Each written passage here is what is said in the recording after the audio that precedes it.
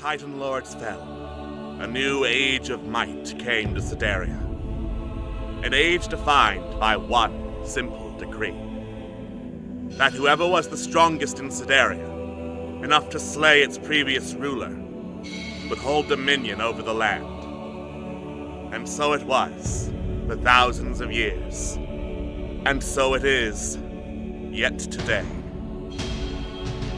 Aloysius, the Mad King of Sedaria, now rules these lands.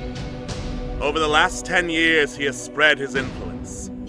Using cruel hobgoblins and gnolls as soldiers, the land of Sedaria quakes, torn apart by his frenzied greed for the power it holds within. For Sedaria is a lost land, a land of riches unclaimed, of legends untold, of power unseen. A beautiful, vast, and deadly land. It calls to the bold, to the clever, to the daring, to any who would dare its shores seeking adventure. It calls to Megan, the war-forged paladin. It calls to Nyx, the half-elf warlock. It calls to Nizit, the dragon-born rogue. It calls to Tig, the kobold bard. It calls to Zidane, the wood elf ranger. It calls to Trill, the Aarakocra druid. And to those it calls, Sedaria offers welcome. The wilds are not easy, and not kind, but they shall give a tale to remember. For this is the land of limitless adventure. This is the legend of the Wildlands.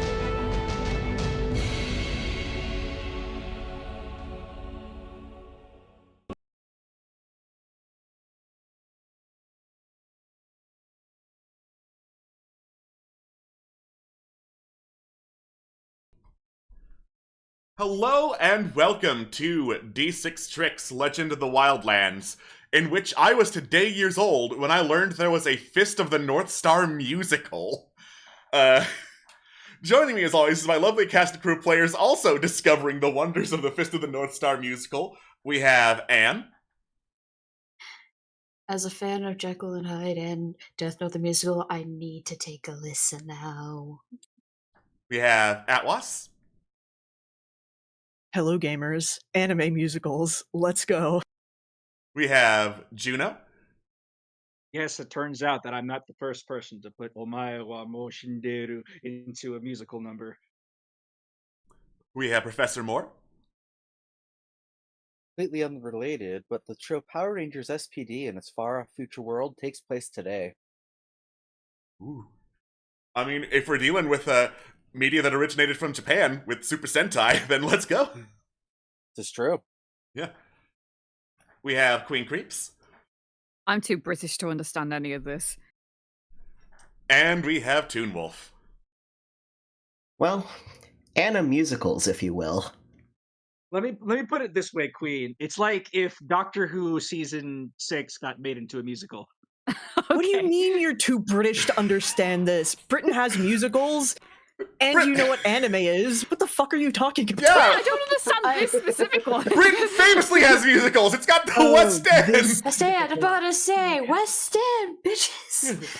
Motherfucker, you got Mary Poppins. You got Willy Wonka and the Chocolate Factory. Sorry, Charlie and the Chocolate Factory, because we're not using the stupid American movie name. Mm-hmm. You got Matilda. You have so many fucking aware. musicals. I am aware use the of stupid Yankee musicals. I'm aware of Okay. musicals. I just don't know what this one in particular is. Gotcha. You know that Okay, guy thank who you. goes like Omae wa Moshinderu? That's Fist of the North Star. Oh, I just thought that Yeah. was a thing. No. Yeah. Yeah, no, it originated from that guy. Oh, very nice. Yeah, Contrary to popular belief, it's not a JoJo quote. Yeah, Fist of the North Star inspired JoJo, inspired a lot of anime and manga, actually. I think it was inspired by Ultimate Muscle Kinnikuman, because I think that came first, but Fist of the North Star is one of the big history points when it comes to anime. So, again, It's your favorite artist's favorite manga, Yes. anime, whatever. I see. it's if Doctor Who season 3 was a musical.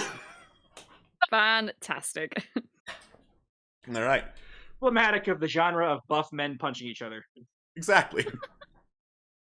Speaking of adventures where there are buff men that punch each other, let's do a recap of last session. So, last session, our heroes confronted Rick Dartelevar, leader of the Vothdar, who, Toonwolf's here too. I introduced Toonwolf. Yeah, I'm here. Yeah. It happened. Trust me. Source, trust me, bro. Sorry, trust me, bro. No, it happened. It's okay. My bad. Yeah, we waited until after Thank introducing you, though. Toonwolf to hop on the British person. We're not rude, thank you very much. Yeah.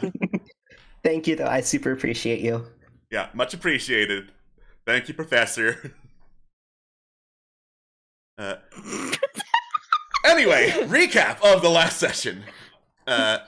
So, our heroes confronted Rick Dartelevar, leader of the Vothdar, with Nyx and Rickdar getting into it, arguing over whether or not it was right for him to steal the flag that his son Belemir planted. He said that he didn't steal, it was his by right, since that was the flag Belemir planted to begin a warrior's journey, and he was fulfilling the journey of a warrior by bringing a revolution to Sedaria, essentially making everyone equally strong so the rule of might wouldn't apply. And if that meant culling the weak, that was just a problem that came along with it. Our heroes then offered Rickdar one of the memory shards that offered them a vision into Belemir's previous adventures with Augustine, and he took it, said he would return it after he was done with it, so long as they remained in the tundra, as well as saying that the rest of the prisoners the Vothdar had taken were the parties to do with as they wished. Obviously, being moral people, mostly, they decided, yeah, let's set these guys free to get back to safety, and so they did. Turns out the prisoners were scouts sent by Governor Greymane to retrieve the flag. Obviously, they failed.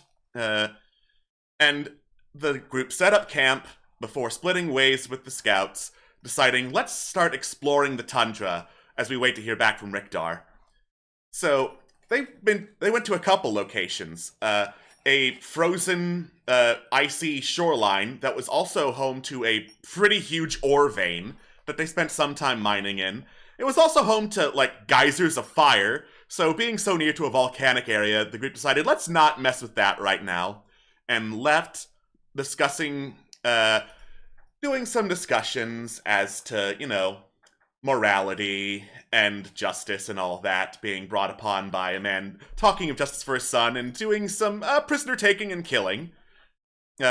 Afterwards, they found a hot spring along the edges of the volcanoes, spent some time in there relaxing, discussing what they'd be doing if the group had never gotten together. And incidentally, there was also a memory shard of Belemir's within the hot springs that showed his party in the past doing much the same thing.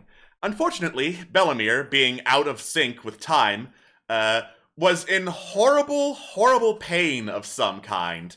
And the group was like, we need to find the rest of these shards so that we can figure out what's happening and maybe save this very sweet boy. Afterwards, they continued adventuring, but in their path, they found a twitching mechanical figure. It looked like a robot, very similar in make to Megan.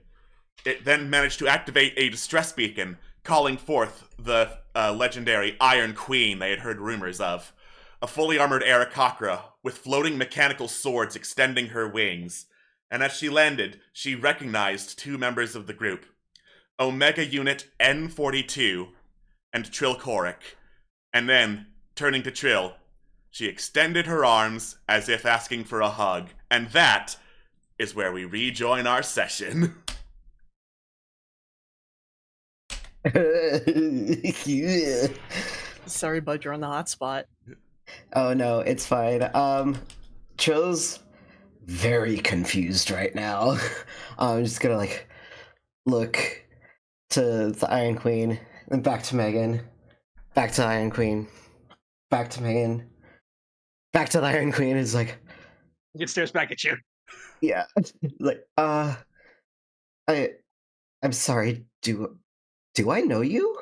Oh, it's been quite a long time. You were much smaller. I wasn't dressed like this, but yes, I remember you.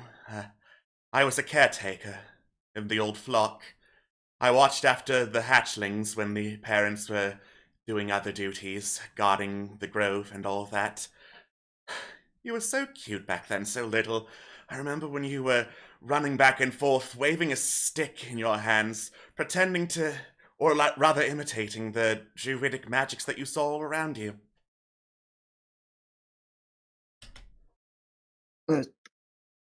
Here to, I'm sorry, I just don't quite remember.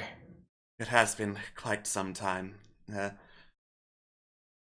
Well, forgive me for not introducing myself. You probably know me by title, all of you. I expect word of my reputation has spread. My real name, of course, usually reserved for those in the flock, but clearly you are all part of the flock, she says, extending her arms again, gesturing to all of you. Sarimila. Oh, would you prefer Queen Samira or what? Well, technically, I'm not ruler of anything. You may call me what you like. It is perfectly fine. Okay, well, it's nice to meet you, Your Majesty. Again, technically not queen of anything, but if you're going to flatter me like that, I certainly won't object. Megan's Nyx is full. expression is. Go ahead. I said Nyx is full convinced they're in the presence of royalty. Megan's face is expressionless. Well, more expressionless than usual. She's still processing things. But given what she's heard, she's apprehensive. The Iron Queen turns towards you, Megan. I had wondered what had become of this unit after the last battle. My records didn't exactly show where each individual unit ended up, only if they were destroyed or not, but I can clearly see now you've been put into very good hands. Megan is silent for a moment, and she gets right to it. She asks, what happened to the others? Oh, I found them, did some repairs where I could, and explained my mission to them. Some of them, of course, left, deciding they wanted their own thing. Others, of course, allied with my cause. And, you know, I actually have camp somewhere nearby. It's a very temporary thing, but at least being by a fire pit might help those of you who aren't used to the cold, yes? Can we insight that?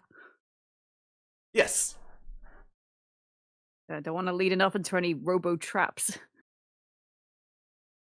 And then the death lasers came out and we all died. Oh god. 18. Nothing the Iron Queen has said has indicated that she's lying. Okay. Well, your hospitality is very much appreciated, Your Majesty. If it would help discussions, I feel like we could all use some more warmth. Of course. And I assume, are the rest of you all right with my offer? I don't want to impose. Megan slowly, her eye apertures a little bit.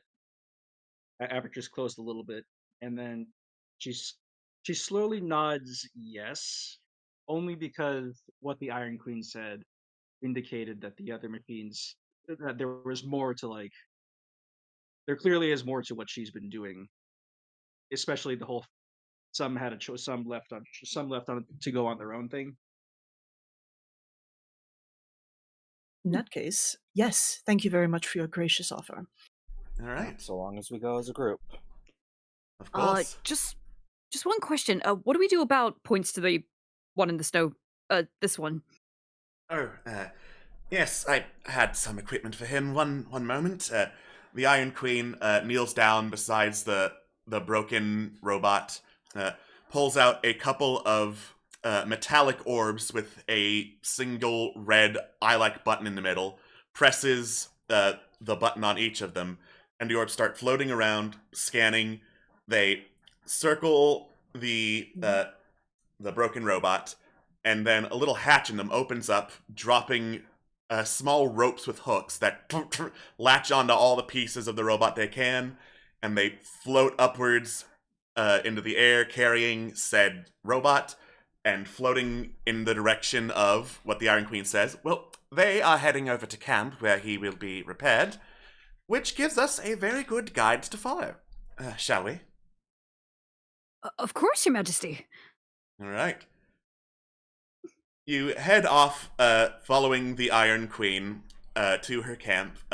She flies a little slower than you saw her before to make sure that you don't get lost, and eventually you get to like a small bluff, like a small elevated hill that overlooks the general area around it. There are some frosted over trees nearby, a couple of tents, a campfire that is currently roaring, and attending it are 3 other robotic figures.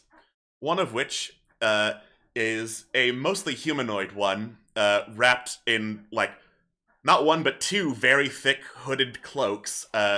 One of which is, like, wrapped around the arm mostly as a cast. The other is actually being used for an intended hooded closed purpose. Another, which is a very bulky looking robot, much in the same frame as Megan, with a glaive embedded in its back, and another of which is like this quadrupedal, really big hulking robot that looks like essentially a walking ballista with 4 legs holding up an orb and then a big-ass bow being held in the center of it. You gather around the campfire, getting warm where applicable, and as you do, the Iron Queen says, I hate to keep you waiting much longer than that, but if you could for just one moment, I have some things I need to retrieve for you. And she ducks into a tent. Megan turns towards the other robots and walks up to them, sizes them up, and she says, "Date designation." Omega Unit. As I go looking back. Omega Unit N37. Omega Unit N15. Omega Unit L28.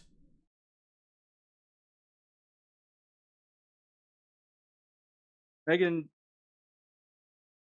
with the revelation of her designation, she pumps her chest and she says, "Omega Unit." Oh, Omega Unit 4042. There's like a little beep and ding as they're sending out kind of like a welcome signal over to you, basically saying, "Good to see you again, sister." Oh, Megan clearly says that it's been a while, and she sort of wants to know what these units have been doing in the time between, the Omega units were last deployed, of course, and now. All right, the hooded one, the M series, M is in monkey. Yes. So the M series says, damaged heavily in battle, found by Iron Queen, offered services as repair unit.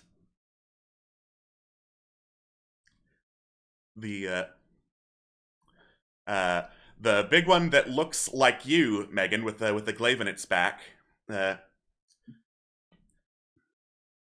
wandered looking for battles, offered battles by Iron Queen.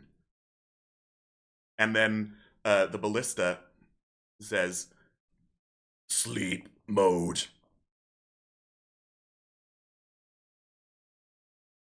So real for That's that. it. So true. That's it. Megan nods. Megan nods, and then he recounts her awakening. Her awakening, booting up, being found by the monks, being being given purpose in terms of helping rebuild and repopulate the city. It says that it's been many years. Became a wanderer. Became a wandering paladin. And found Sedaria. By chance reunited with the other, and apparently by chance reunited with the other Omega units.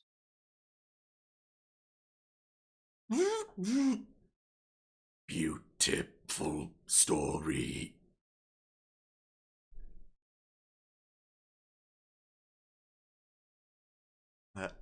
The Iron Queen comes out of her tent, and she has in her hands a pair of green leather gloves, looking very, very tough, supple, with images of like vines and thorny plants etched into the leather.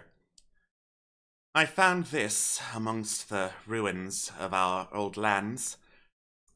I unfortunately had a pair of my own and was looking for another of the southern flock to give them to. At last I found one. And she holds them out to Trill.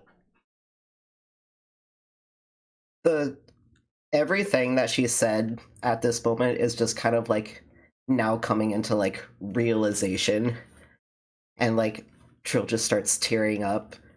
It's like, you really were there, huh? Yes, I was. From the day you were born, and even before that, I was there helping tend the flock, helping tend a new generation of druids like yourself. And you said I'm the only one you found? She sighs heavily. The only one. Trill is just gonna... He's not quite gonna, like, grab the gloves, but he is gonna, like, just go in for, like, that big hug. Just... and just start, like, sobbing in her arms. She graciously hugs you back, gives you some pats on the back. They're gentle enough considering she's wearing a full set of armor and hasn't taken it off. Aww. Yeah. I was hoping that there'd be at least somebody. At least there's you and I. At least there's more than one.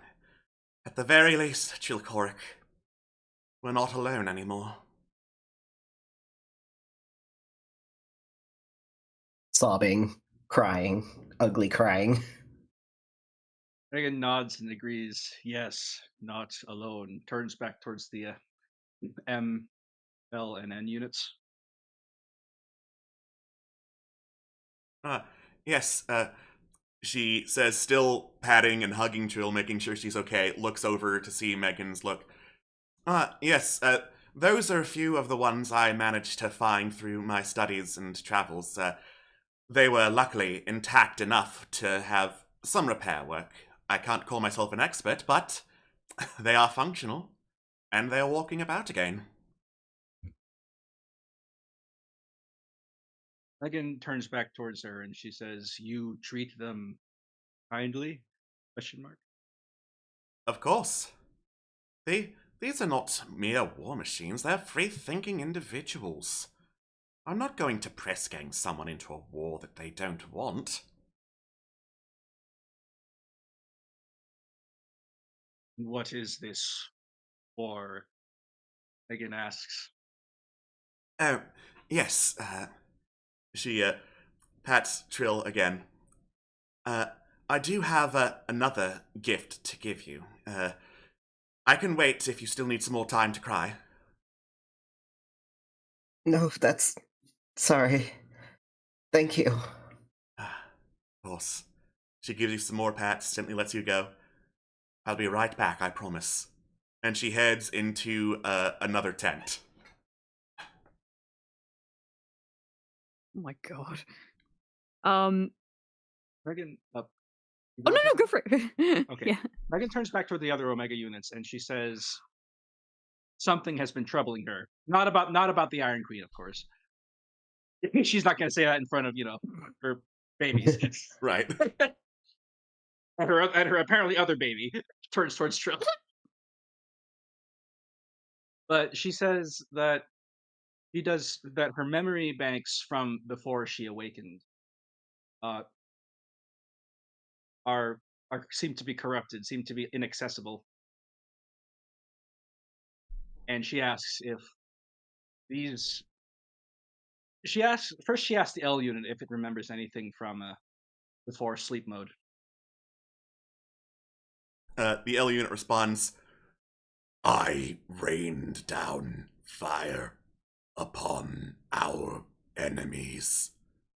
Then fire returned to us.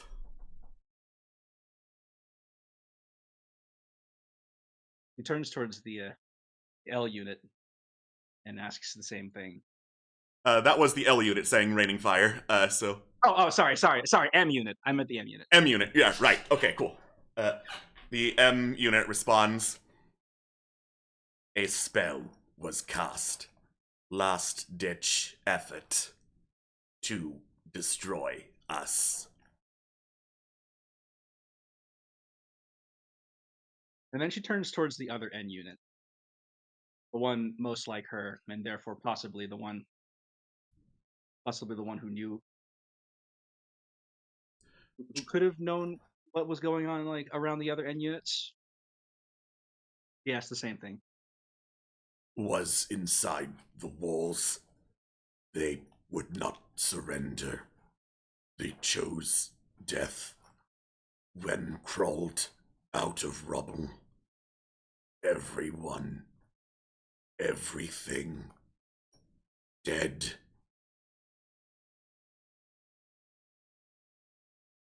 Megan's eye light sort of dims. She says when she awoke, she found herself amidst the rubble of a great city. She did not see any others like her. The rubble was too great. If not for those kind men who took her in and helped rebuild the city, she's not sure whether she would still be awake, whether she would be awake at all.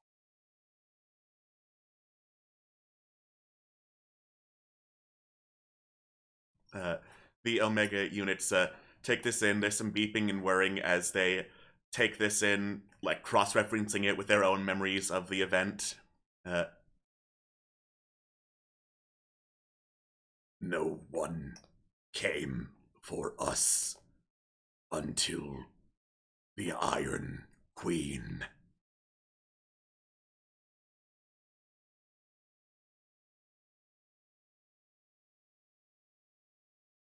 Megan's eye dims a little bit more and she says, I am sorry. I am happy that you were found. We are happy you are alive. Megan walks up and bumps her chest and looks at her brethren, her apparent brethren, with a solid nod of solidarity. They nod back. The L series kind of waves back and forth, but you think it's trying to do a nod as well, so same principle.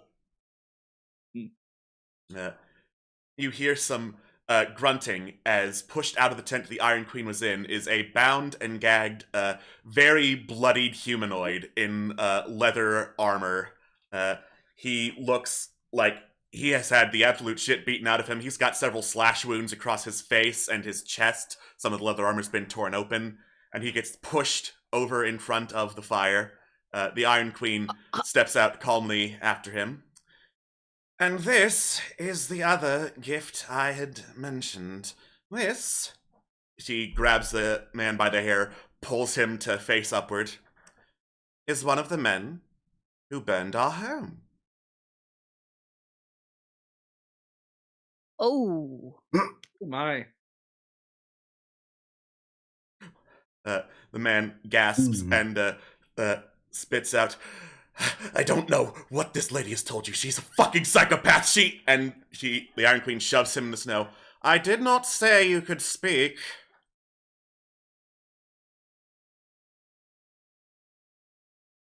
Big ruffles.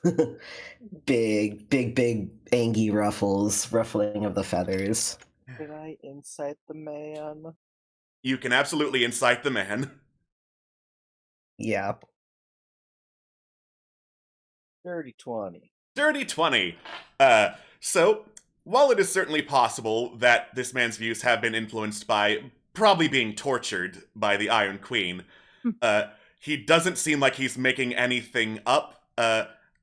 Based on the look of his clothing and the way he has been beaten, you also doubt the Iron Queen just picked a rando out to attack. So it is likely that this man was, in fact, one of the people that burned her home to the ground. Complicated. Your Majesty, of course, it's horrible what he did and everything, but how do you know for definite? Did you catch him? I saw his face as I was returning, as I was leaping into the flames to save what I could. He was among them, ones holding the torches. I never forget a face. My life may be short, but my memory is incredibly long. I find that violence is very therapeutic when it comes to relieving the stress and the sadness of the past. If it helped me, then I've no doubt it will help you, Trill. Yeah, so Trill's scimitar is drawn and ready. Hell yeah. Hell yeah! Oh, pop off! I'll take a step back. Like, this is Trill's thing. And to make it very therapeutic, and it's the only time he's ever going to do this, but he's going to infuse the blade with some fire. All right. The man gets up, sees that the scimitar is burning. Wait, please, let me speak. I've got a fucking family, okay? Yeah. So did I.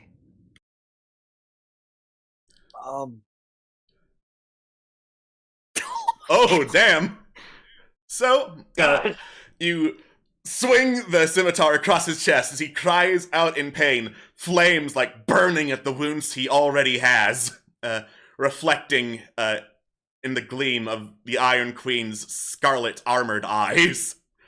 He screams out in pain, rolls in agony in the snow to try and put out the fire. It's not working super well.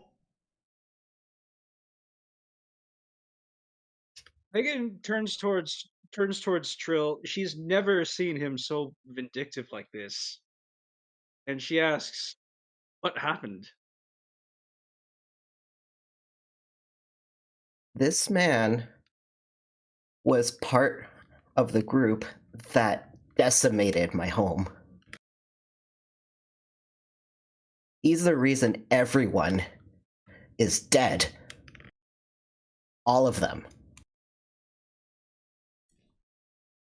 The Iron Queen puts a talon on the man to stop him from rolling around, kicks him to face upward. And would you care to tell them why? She says, glaring into him. Just following orders. Some rich bastard wanted the land.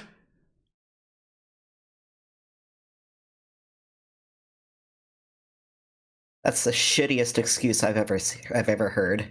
Absolutely. Go on, have at him, she says, kicking him over to you.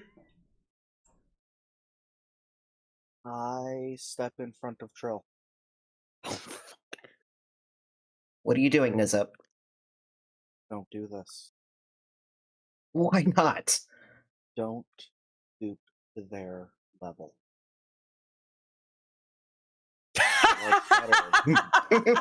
Ty just bursts out laughing, like in the background, as soon as Nizup says, "Don't stoop to their level." You want your See- revenge? Kill him. Don't torture him. No, I'm not here for the torture. Torture is barbaric.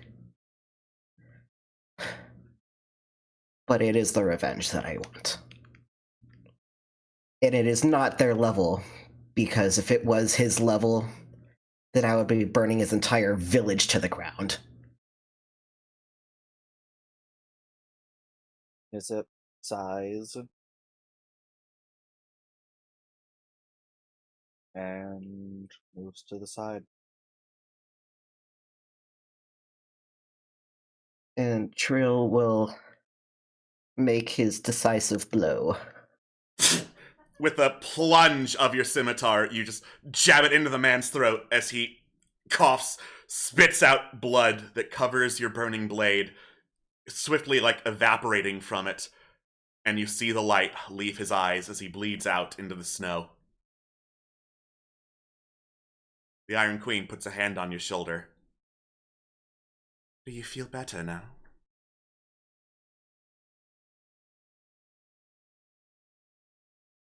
Trill, like, gives a light nod, but just mostly breaks out into more tears.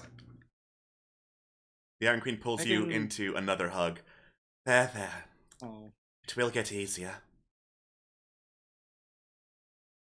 Oh wow. Oh wow.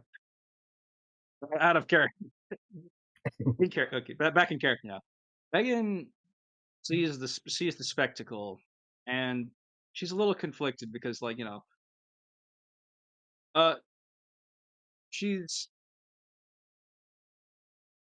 she hates she hates violence, but like well she hates this kind of, like, very very personal type of violence, but like at the same time, guy did raise an entire village, and under the and even if it was under orders, like willfully following those orders, that makes you he thinks it makes that it made that person no better than his master.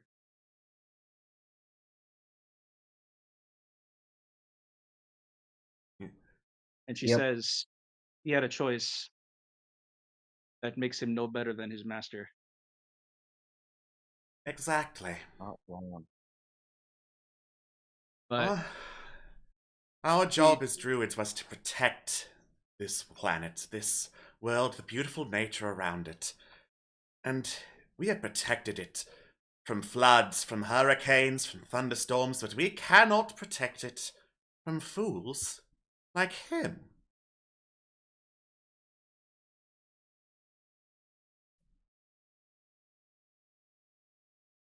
It's true, we try so hard. Yeah. We do. But it wasn't hard enough.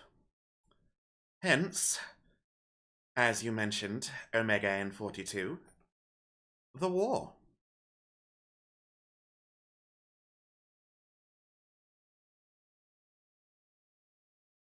Megan's like processors tick for a little bit, and she says, "This war, what happened?" Oh, the old war, that was some 200 years ago. Units like you were an elite fighting force, nearly unstoppable. I say nearly, of course, because ultimately you were on the last assault on the enemy's capital. They would rather die than risk dishonor and surrender. And so, they blew up their entire city with a magical spell, taking their population and the vast majority of your army with them. I had heard stories of this elite fighting force, and I thought, were they willing, were they able, and were they repairable? Such a force would be the ideal soldiers for my new war.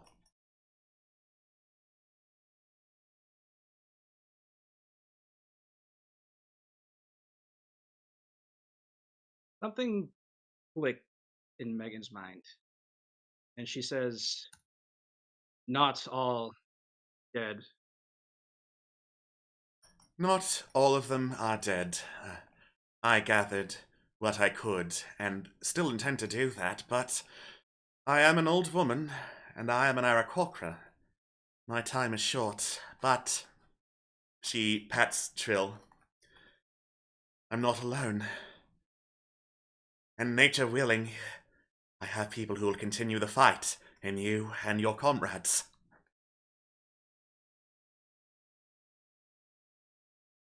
Megan shakes her head and she says, "No, not all the citizens not all the citizens were killed."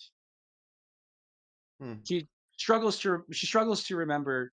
She's struggling to remember because again, her memory seems to have been her memory was corrupted, but uh, she races through the cache of her data, and she remembers one boy, one girl, rubble falling around her, rocks hitting her armored carapace.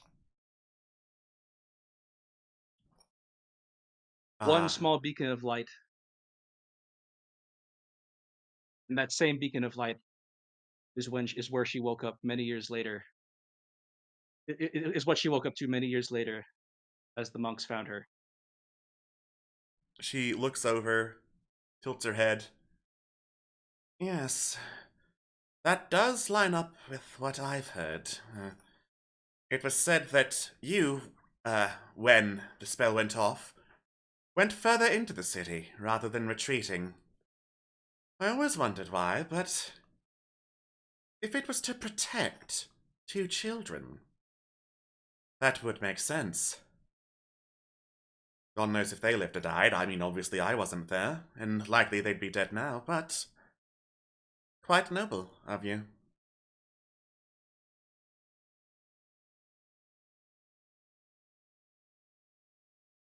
And tilts her head down and she says, "I am a protector.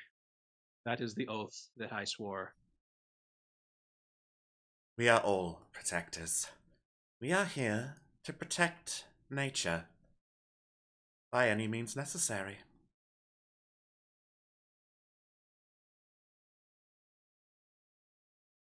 So, how do you intend on waging your new war then?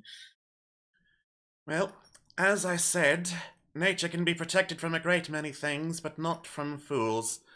And in the time I've been around, I have learned one fundamental truth of nature. The vast majority of humanoid races are fools. So, the plan is to gather this fighting force back up, even to a fraction of what it once was, and wipe out every single humanoid that would dare harm nature, like wheat in a field. Eco-fascist. A very ambitious goal, one that would require, as Ty kind of like looks around the small camp,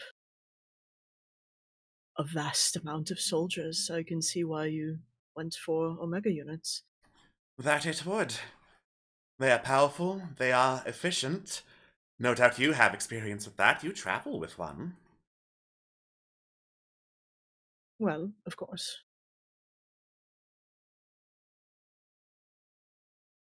I would wager that in my lifetime, if all goes according to plan and well, I could cleanse Sedaria of its plague. The rest of the world, of course, would need a successor, which is where you come in.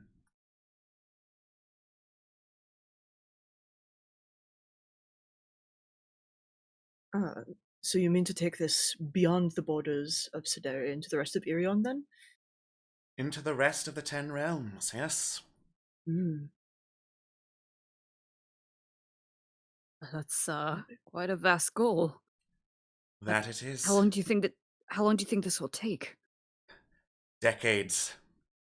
More time than I have left. That is, of course, for the rest of the world. Sedaria, I wager I could get it done within the year.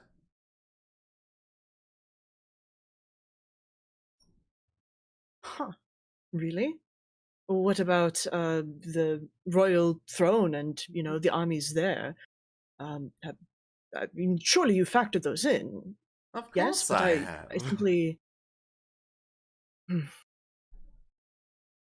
A few Omega O units, and the castle will be nothing but the stone it was built from, put to better use in a paradise of nature. What are the what is the specialization of an O designation? There are 4 special designations. The N series, like Omega N42 here, that is for near. Combat in close quarters, destroying anything that comes close.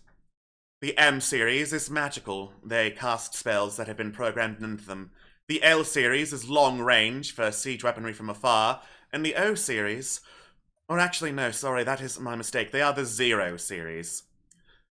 The Zero series are what is sent in after the initial salvo to wipe clean any trace of the enemy. Battlefield cleanup. Again, slowly asks, "Are there any O units? Are there any Zero units here now?" Yes, I managed to find and repair 2, actually. They are out and about, not at camp, awaiting further instruction.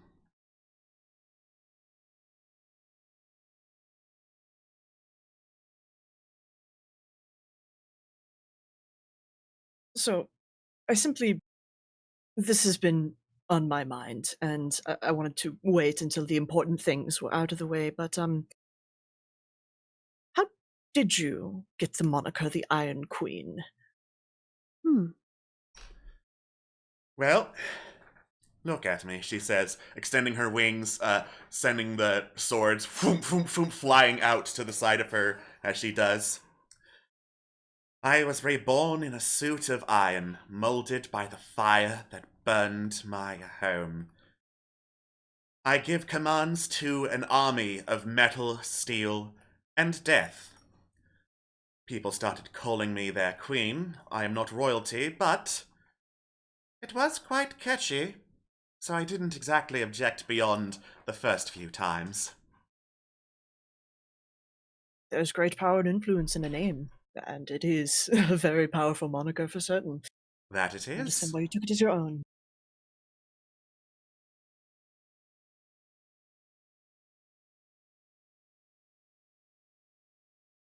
So, and Ty kind of like looks between the other people in the party, specifically like stopping for a little while on Trill before turning back to Saramila, and they say,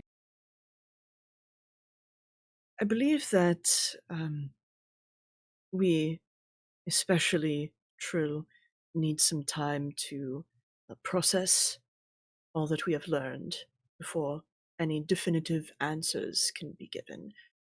We're a bit got caught left-footed, as it were. So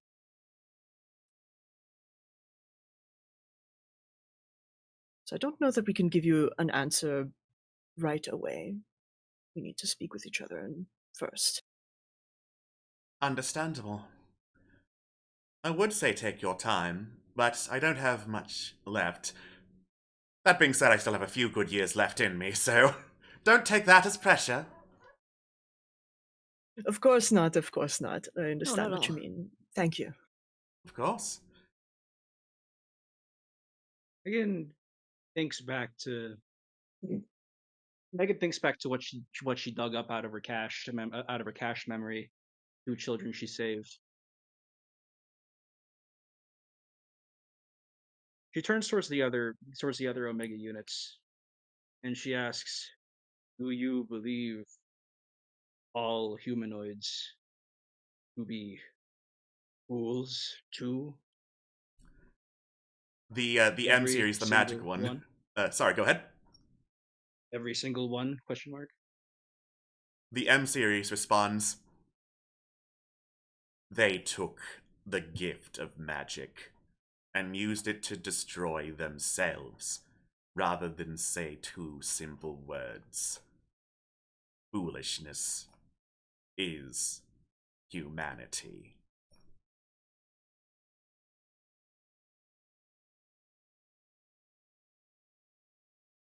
Megan turns back towards her friends, and her optics sort of dims, and she kind of tilts her head down, and she says, "I am sorry, brother. I do not know if I agree. I travel not in company of fools, but in the company of souls who look towards a brighter tomorrow. Perhaps, perhaps some may do foolish things,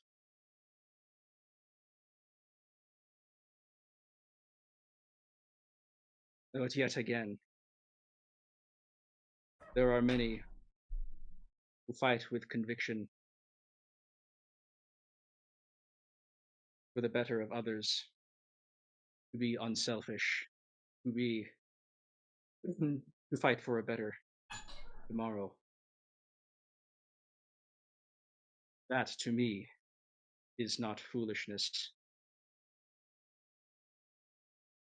Those children shielded were not fools.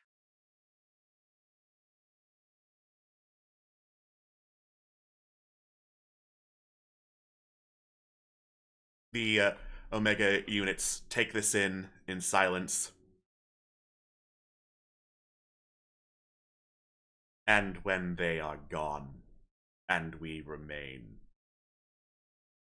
will you still believe in this brighter tomorrow? Megan's optic aperture shut, and she says, "I have seen many come and go. The ones who saved me, they are long gone, but never once in my life, never once never once in my period of activation have I thought them to be fools. They were generous, kind, knowing that even after they were gone, they had built, they had hoped to build something for their children and their children's children.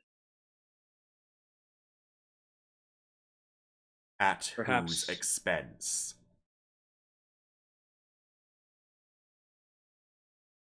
their own."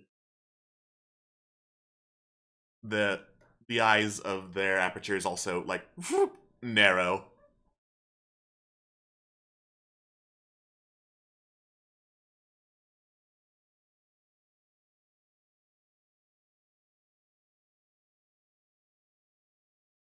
"It is not foolishness," Megan says. "Selflessness. That is the nature of humanity. And there are some who go against that nature. Those are rightly called fools. But as long as there are fools, who stand in power. There will be those who stand against such foolishness for the good of humanity as a whole.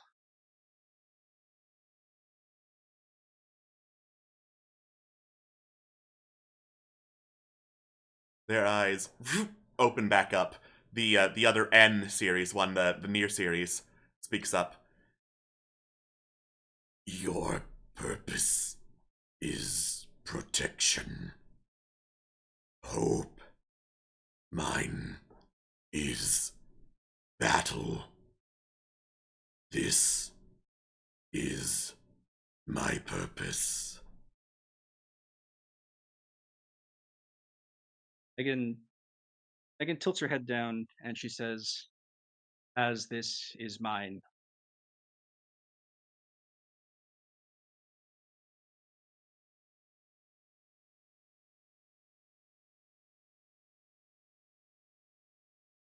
All right. The other Omega series units are silent. You get like a flashing beeping signal that simply says like coldly, flatly, no like signal of intention acknowledged.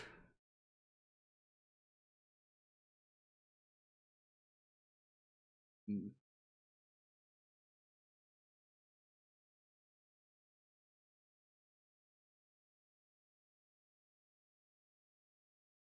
Megan Megan sort of like turns back towards the others. Her jaw is a little bit slack, kind of like, you know, grudges towards Tig, kind of like settles a bit.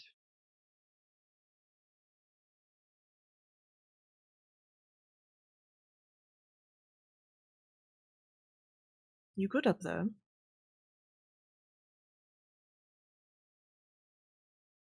I had hoped for answers. I received what I asked for, but perhaps not what I had hoped.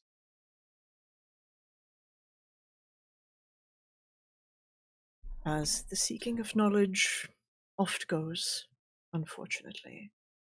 However, I found that knowing is far better than not. Megan turns towards Ty, Mhm. and she mutters,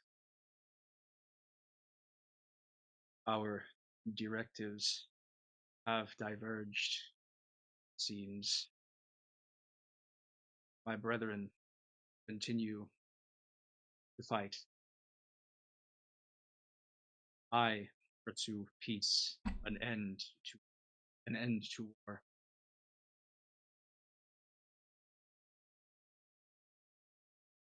We are machines.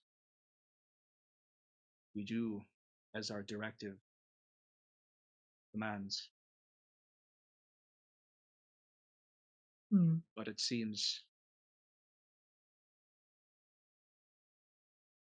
over the years, perhaps I have become something else." She stares at her like shoulder plate that says that has the faded Omega N42 text on it, and then she turns back towards Tig. Well, I think I have a good idea of what you've become, and that is, well, you're Megan. What's that? Megan nods. "I am Megan.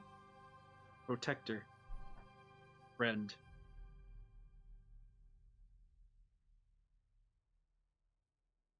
Tag just kind of like leans against your side a bit. Well, there you have it. She asks Tig, "Do you think humanity to be foolish?" Ooh. I mean, personally, as my beliefs have been in the past, obviously things can make them turn and change them, they say, for the benefit of others here. But I would say that as an entire whole, as 100%, no, I would disagree. As a good chunk, I'd say yes, but I will also put the caveat that often groups of people will do things and act in such ways that are far more destructive and foolish than any one person could do individually.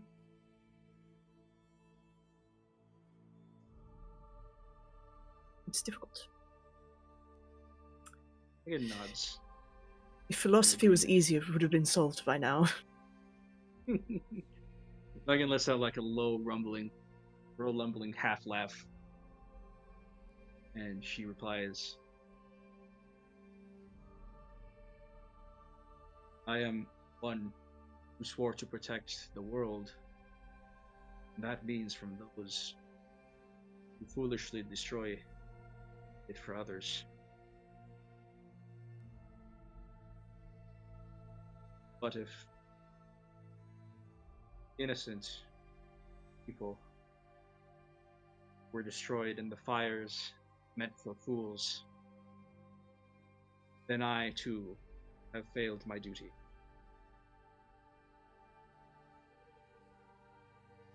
No, you haven't.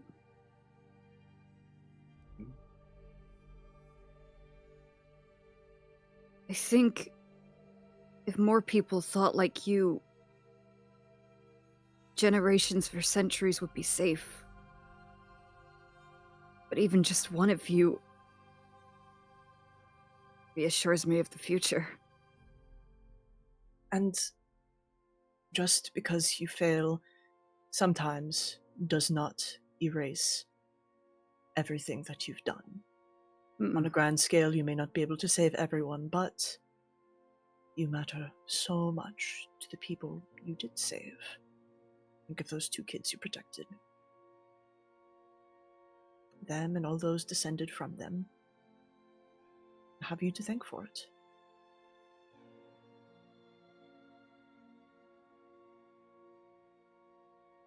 Again, like, kind of like turns up towards Nyx and tagging, like, kind of like, it's like lets out like some clanking and hissing. And she says, yes. I suppose even one live on. That is successful execution of directive. Perhaps desire. To speak in more humanity-esque terms. Yeah. Yeah, that's right, Megan. Megan sighs and she says, I weep for my brethren who still take up the sword in the name of purging all, rather than protecting those from the foolish. Well,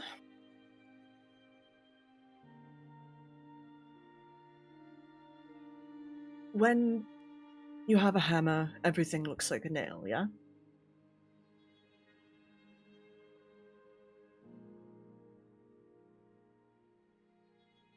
Tag like pauses, like looking up at Megan, and then they start going through like the phases of, hey, I made a reference. Oh no, I don't think my friend gets the reference. Oh god, oh fuck. Oh no!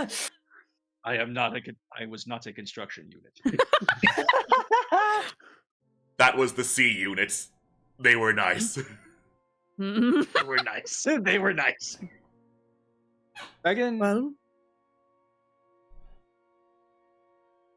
She thinks for a moment again, and she says, "The Iron Queen said there were others, those who did not go along with her wishes, who did not. She seems to have let them be. I wish to speak to them. I wish to find them. And I wish to know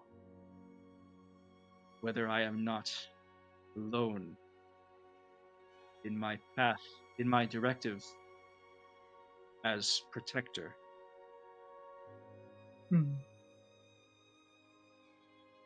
Well, I think we might have a hobgoblin camp to raid then.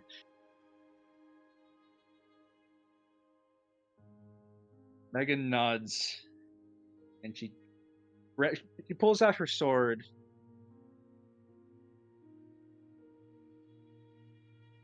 She says, "All this time I have been fighting for others. To have desires, is that human?" It's part of it. Mm-hmm. Megan nods. "Then let this be my first true desire. To find brothers, sisters, other brethren like me who share this feeling of hope."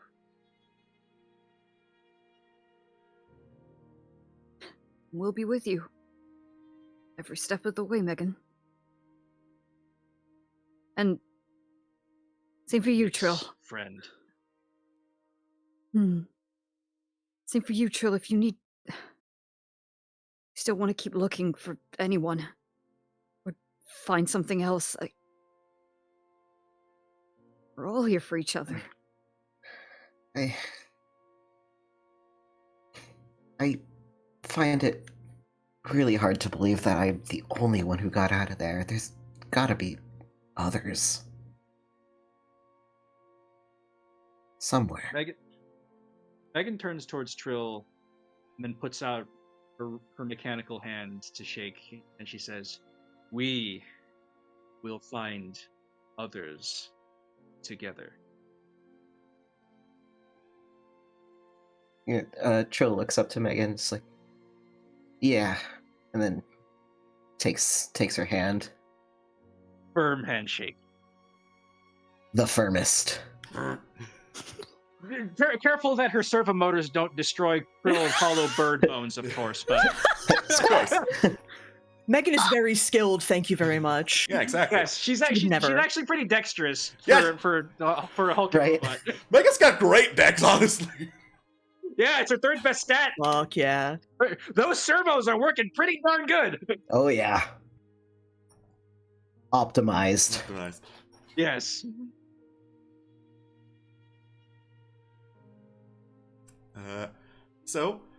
Anyway, between this whole bit and the hot springs last episode, y'all been awesome. You mind if I increase the inspiration pool cap? Yeah. I don't mind at all. How very cool and sexy of you. Thank you. That was very, very cool and sexy of you. I Oh, well. appreciate We it. leveled And up thanks. because we're great storytellers. Let's go! Now use the shit in your inspiration pool. Use it or lose it! We just drain it all immediately. My favorite is when we use it for like dumb shit. Oh, that's the best. That's the only way to use it, right? Like we use it because we I want would bits be to go embarrassed through. in front of my dad. Yeah, exactly. Yeah. We can't hoard it. We can't hoard it 24/7. So It's like thank you for taking for pity life on or our death? story. No. It's like me holding on to all my potions in any RPG. I know, right? I might need him! Real. Me looking at my potion bag here. Me not using powerful weapons in Fire Emblem because of weapon durability. Exactly. Megan points her sword, not points her sword, well, hefts her sword in her hands, and she says, "I suppose it is time to polish this then."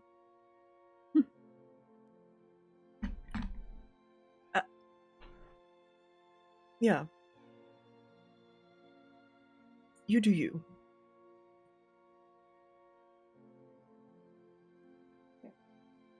Gonna start taking care of her. Gonna start doing a little bit of a cleaning on her equipment. Alrighty. Yeah, and Trill's gonna start actually really inspecting the gloves that were handed over to him. Alright, so, it is clear that these gloves are magical in some variety. Oh. Would you like assistance with that? Oh, wow. Yeah, if you don't mind. Please. Come here. And Tig sets up the ritual, draws a little circle in the snow, and gets to work. Alright. Let's identify some gloves. Hell yeah. Alright. So, these are a set of gloves known as the Gardener's Gloves. When you touch a plant or plant creature that's harmful to touch, including ones that are spiny or poisonous, you've got resistance to damage from that touch, advantage on saving throws for that touch, and they can cause small plants to bud or blossom at will, as if using the Druidcraft spell. You can also use the gloves to gather up to 10 edible berries, roots, nuts, or herbs, and enchant them as if you cast Goodberry, but you can't create them from nothing like with Goodberry. And as an action, you can dispel magic, any spell effect that creates or affects living plants, like Entangle, Wall of Thorns, Spike Growth, that sort of thing, once per long rest. Essentially, Yo. you're a gardener with magic garden hands. Wait, that's actually really good. Wait, no, That's what that's I call it. really good. That's what I call a green thumb. I was just waiting to make that Ayo. joke. Yep. Oh, I'm sorry. Trill's just like, thumbs up. It could become. We could have super good berry. You could have great berry even. Yeah. Nice berry. Take a bunch of good berries, enchant them with the spell Goodberry. Turn them into like an acai bowl. Yeah, it's gonna be like a good berry salad. Good berry salad. Good berry kombucha.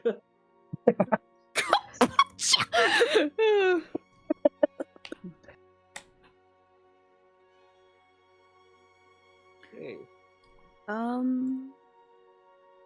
Once things kind of settle, Nyx will go back to the Iron Queen and go, "Your Majesty, I once again really appreciate your hospitality." Well, your thanks are very much appreciated. So, what's next for you? Are you staying in the tundra? No, I have to travel often in order to find and maintain my army.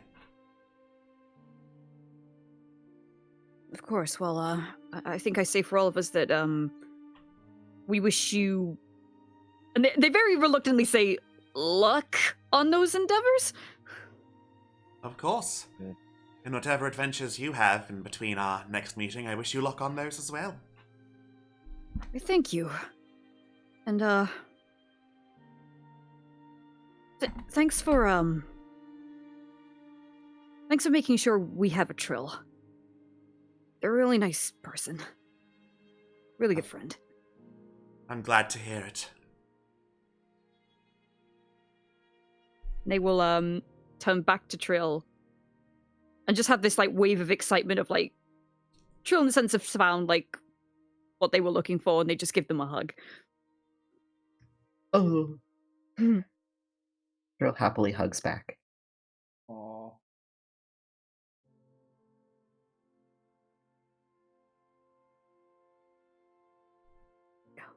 Could have worn me. I needed tissues tonight. No warning You don't allowed. have them on lock? I do, but they're far away. Gotta get one of those like long grabber hands and like a stick. Your legs, Exactly. lazy bones. Exactly. It's called accessibility. Thank you very much.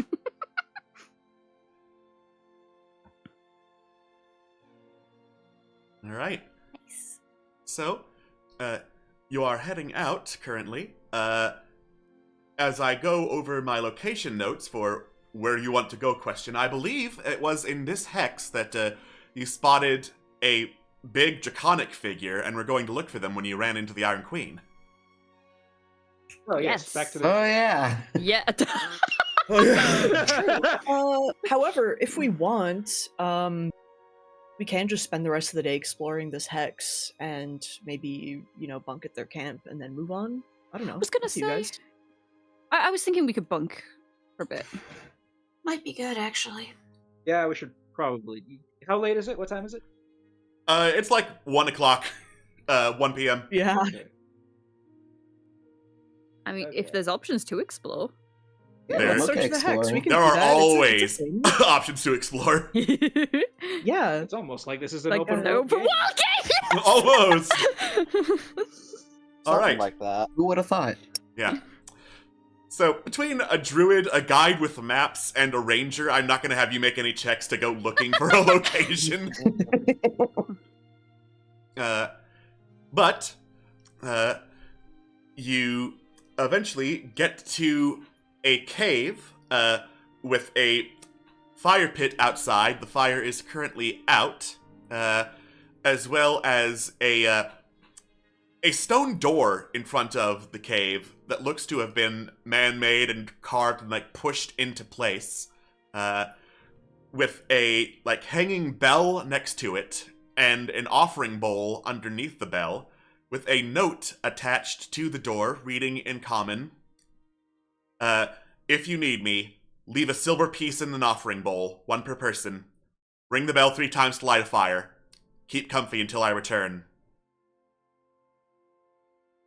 Oh, She's just confused. She doesn't know what this is at all. She doesn't know what this is at all. I think we found someone's house. Let's see, what? How many people are we? 10, 11?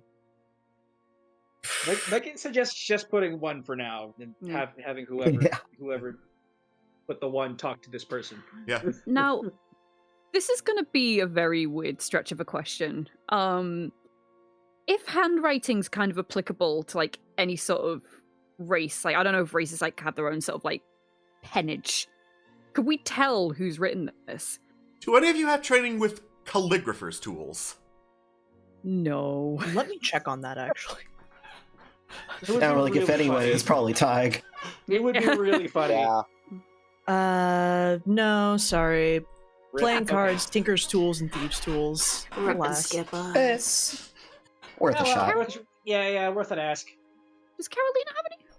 That's a Carolina good question. Let me would take have a look. cartographer's tools, and she's an expert in those. Yeah, different. Well, who wants to Okay. take over? Okay, but Yeah, how sure. funny would it be if Helena had them? Oh, fuck. Wait, Helena can Ain't read? no fucking way. Ain't no way! Ain't no No, way! no, no. I doubt. No. I doubt it. But how funny would that be? It would be really funny if Barcott had it. Oh my Okay, God, that's actually even calligrapher's funny. tools. hilarious. Only to commit tax fraud with. Yeah. What do you Yeah, take yeah, me yeah. for? Helena No, is she'd be trained really in funny. weaver's tools and woodcarver's tools. Oh, Damn. yeah. Okay. So, I mean, would not with me know, made, but cool. Carve through the door. This is When they stone. pass- This is not Yeah, wood. it's the rock. when Nizip asked how many there were, they just put 2 gold coins in the bowl. All right. Fair enough. Rather than do the math, okay. Cool. Thank you. The coins land in the bowl with a clink, clink. Megan rings the bell 3 times. Ding, ding, ding. And on the 3rd ding, the fire pit roars to life. Whoa. This is Andy. mysterious. Huh. Right, well, we gotta camp at least.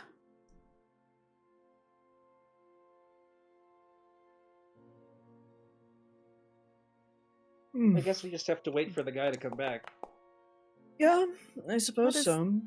Let us sit. We need to sit, process. That was a lot of stuff we just got before. came out. Yeah. Hope that nobody else joins us besides whoever wrote that sign. Look into Now the that we're- Himalayas! Now that we're Oh my out of God. earshot of everyone else, there's a lot. Yeah? Elena. I'm real sorry your babysitter's a genocidal maniac, Trill? Yeah, I wasn't gonna say, but ooh. That's Megan not what I Megan was also knows. expecting. Megan also nods, yes, that is genocide. Thank Trill you. just like Clarify lowers his that. head. It's like, ah. Megan says, it is okay. Your anger is justified. I know, it's just. don't I do finally not- meet someone, Yeah. and then. I don't know. He says, I know you do not believe us to be fools. She waits for like a few ticks, I think. No, definitely not. And believe me, I don't share like all of those views. Like, yeah, like we're here. I'm here to protect nature. But that's not how you do it. Megan looks at herself and she says, she supposes that, blanks herself kind of antithetical to nature.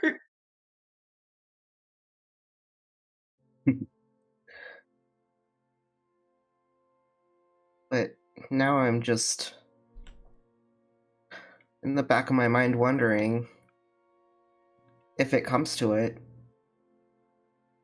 like, will I have to try and actively stop her? And would I be able to?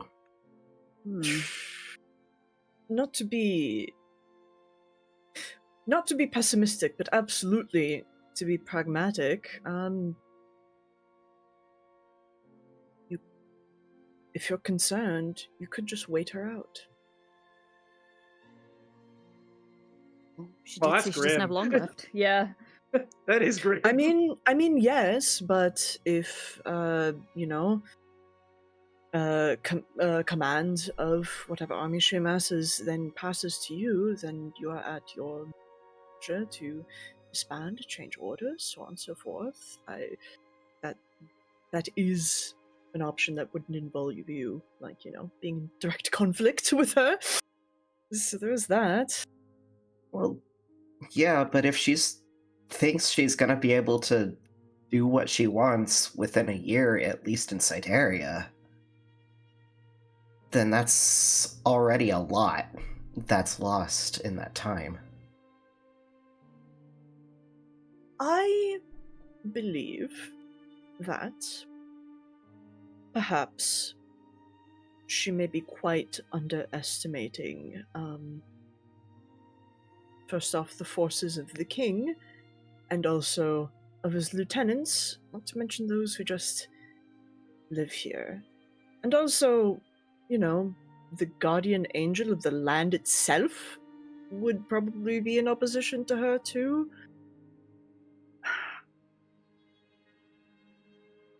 I think that maybe she's certainly considered her options and has a plan, but I get the impression, personally, that she has maybe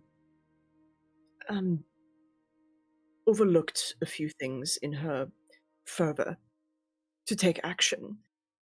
That being said, we don't really know the size of her reserves, so that might change things very much, but Megan points out the the Omega Zeros that she stated were in her possession. Yeah. I mean, But I mean, how many thousands of people in Sidaria live here right now?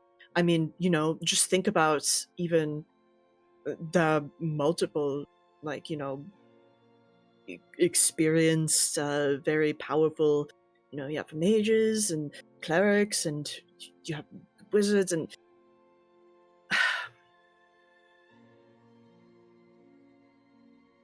well, it won't be pretty, is what I'm going to finish that thought on.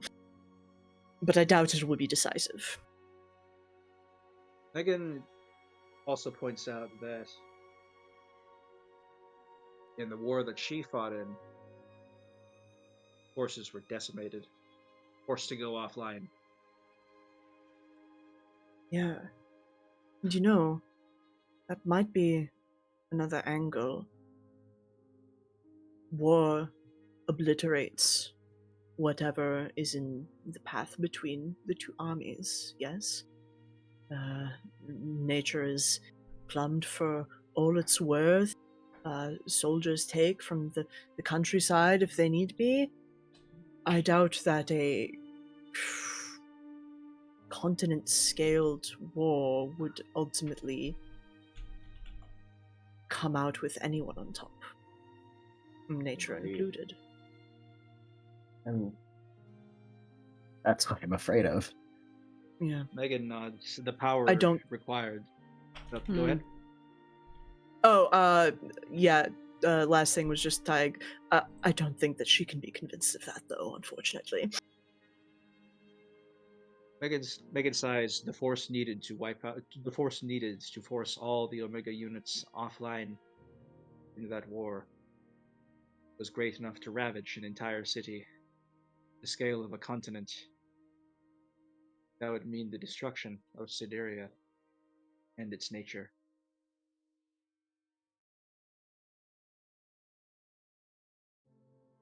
Megan,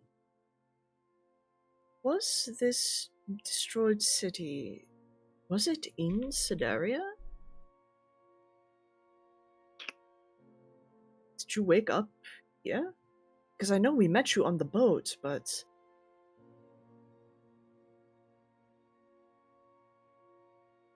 Alex, is the answer going to conflict with anything, or Uh, I mean, uh, it would make sense if you were, considering she's collected a bunch of other Omega units, but... I'll say yes. I'll say yes. It was an area. okay. okay? Yes, the moment of turning to God and asking, "What's the answer?" Yeah, 'cause this is kind of important to the world. So, like, Yeah.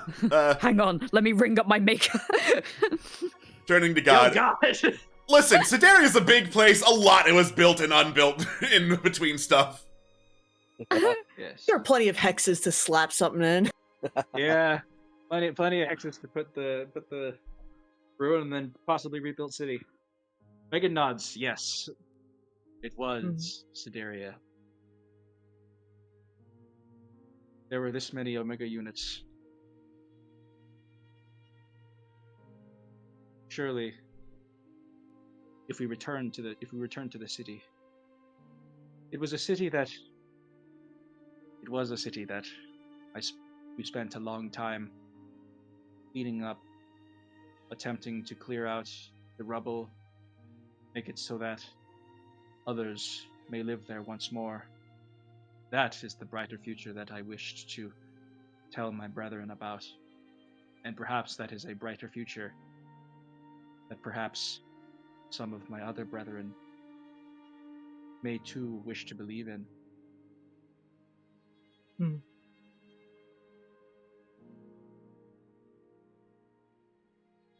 Well, it might be a good example if you're looking to convince people.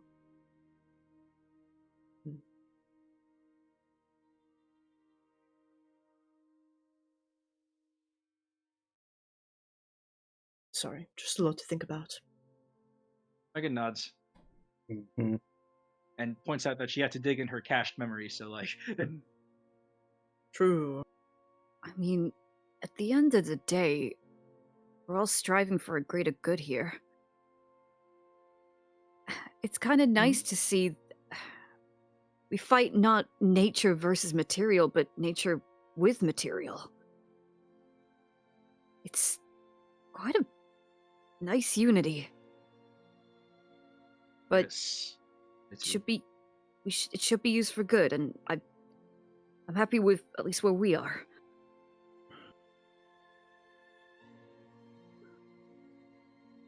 Megan I mean, chuckles a frankly, little bit and it's says, "Go yeah. ahead." It's like, frankly, it's all of you, especially you, Megan, that has kind of made me learn that life comes in all different forms. And what is, I guess, material, if not from nature itself?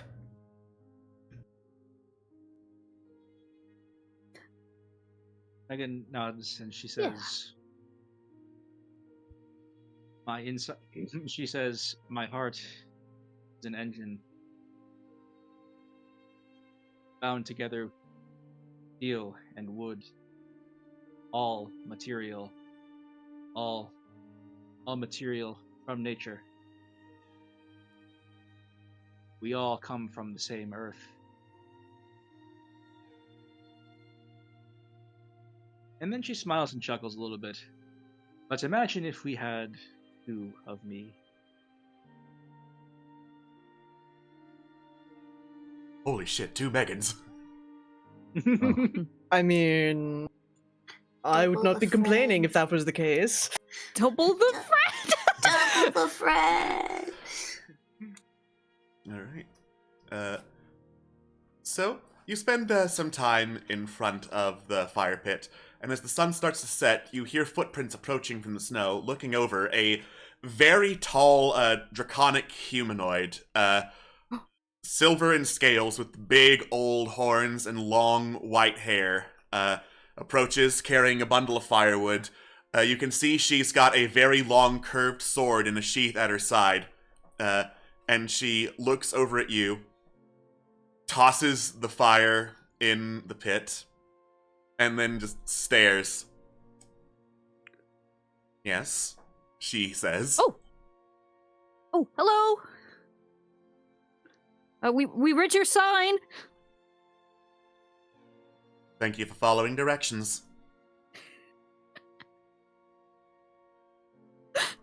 Oh no, I did not expect this to be a woman.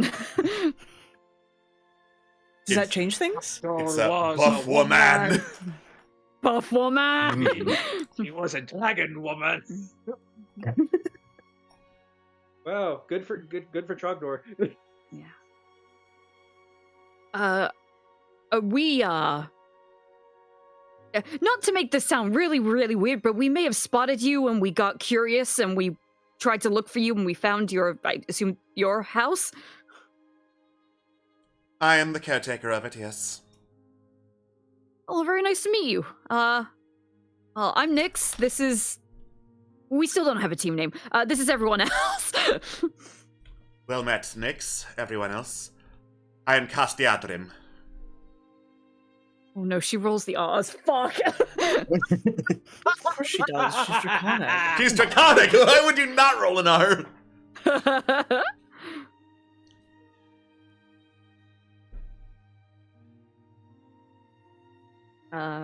This says how tall we're looking. How tall are we looking? 7.5 foot. Okay. Now, out of character before I fuck this up, is there a reason we were looking for her, or is it just we spotted her and wanted to look for her? We basically just spotted her. You spotted her because she is half dragon. That might be interesting for the Dragonborn. I think was Yes. reasoning. True. Correct. Mm-mm. All right, Well, dragon people, go forward. Well, it's very nice to meet you. I feel like there's someone here who might like to chat with you. Turns to Nizip. Eyes turn towards Nizip. Right. Nick's the matchmaker. You're gonna RP whether you like it or not. Get over here. Head over here. Come on, champ. It's your turn in the ring. Let's go. Not that I don't want to RP, it's that I'm trying to remember That is a beautiful woman. why would It's want okay. to I talk. would short circuit. I would short circuit in front of a beautiful, tall, 7-foot tall, buff woman. Ew. It's more just I don't remember why we wanted to talk to her. Because you're a dragonborn. She's half dragon. Didn't Kendall mention that? Also, I think This person was Oh yeah, around. Candace Dane did mention her. Yes, Candace Dane did mention. Okay. Turns towards Tig. Oh, Kendall did not mention it for Dyke's benefit. It was for Nizam's. Turns back toward Nibbit. I'm looking at my notes. Hold on. Yeah. Yeah, I'm trying to. Yeah, Kendall mentioned there was a silver half dragon in the place.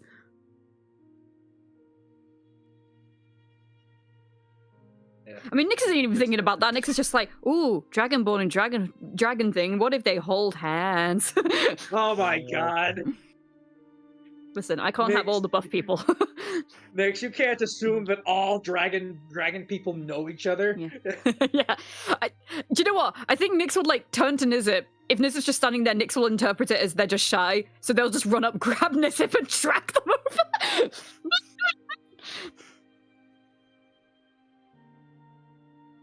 Is this What normal session among did you? we? What session did we interact with Kendastain? That would be 52, and I didn't take notes because I was talking a lot of the time. You were so I couldn't talking. type. Yeah, Sorry. I was afraid of that. Yeah. Sorry. So he No, you're good. he gave some directions to talk to various other dragons and or half dragons for information on Yeah. Cadius, because he just said they don't want to talk to me. Oh yeah. Oh yeah, he was trying to put it like a task team together to like get Yeah. his ass, etc. The Yes. Dragon Task Force. the Dravengers, if you will. I won't. I mean- but thank you. I mean, we can all have a really nice chat over the fire or inside the house. I mean, we can do it outside if you don't want us to come in. Anyway, but this is Nizip. Nizip, this is the name that she just gave. Castiadrin. Custody. Cassiadrin. Sorry, I'm still learning how to roll my R's. Grim. Great, thank you, Nizip. Yeah, this is Yeah, Nizip. we were pointed in this direction by Kendastain, if I'm remembering correctly. Yes. She sighs heavily and rolls her eyes. Oh god, he got to How- more of you. You say More of us.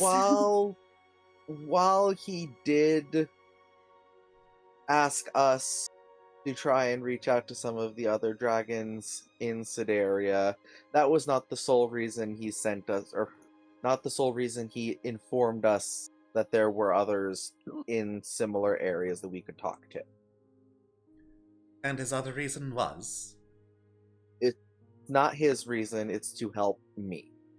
Nizip will kind of move their two tails to either side of them. As you can see, I am not normal. I don't know what I am. I know part of me is a Sapphire Dragonborn. But unfortunately my father, who for all intents and purposes looked to be a Sapphire Dragonborn last I saw him, left me with this and gestures to their bronze tail. I came to Sidaria hoping to get answers either from him or from other Draconics who might know more than a street rat who never interacted with other dragons in their life. She nods. I see. She leans down, examines the tail. A silver tail of her own matching in shape, but definitely not in color, extends out from beneath her robe. As she looks over, compares size and shape, pulls the tail back. She does a small chuckle to herself.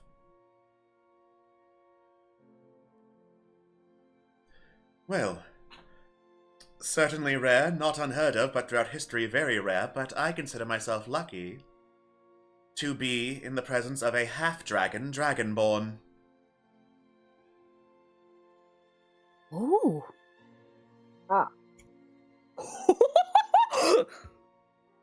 The fuck does that mean?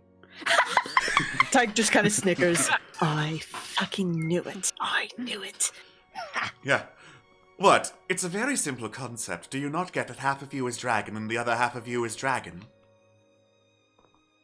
You see, that's where I'm getting tripped up here.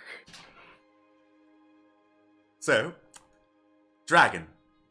And then, actual dragon, mated with dragonborn, created you. Half dragon, dragonborn. Who is born of a dragon. It's simple, really, when you think about it. Your dad's a Even if- dragon.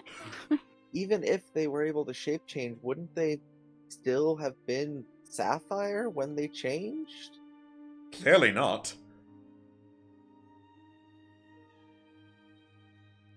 I guess I don't know the extent of what a true dragon's power is. I wasn't until my friend Tyke here informed me that dragons can even shapeshift. That was news to me.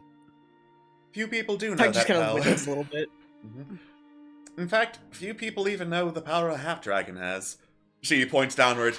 That was, by the way, was a dragon that tried to take this layer for its own, and I had something to say about it. You look down, there's a set of dragon bones outside. Yeah, see, I saw that on the overlay. I didn't want to comment on it. Fucked around and found out, looks like it. Vulgarity does not make you impressive. You did that. Yes? Wow. I was just kicked from the game. Oh, Oh, did that It's- you too? Rip. It's you. You're the bones. Yeah. I also kicked you right the fuck out of the game. Get out of my sight, you disgusting little creature. Damn. uh, She's too powerful. She's very powerful. Yeah, okay, well... While knowing that I am apparently half dragon is comforting in some way, I still have many questions for my father then, because... Yeah. I mean, understandable. I imagine that is the case, yes. I don't know much about the dragons in Sidaria. Tig has informed me of some. I know there was Fimbor, that was another bronze dragon. We saw his skeleton, dear. Oh,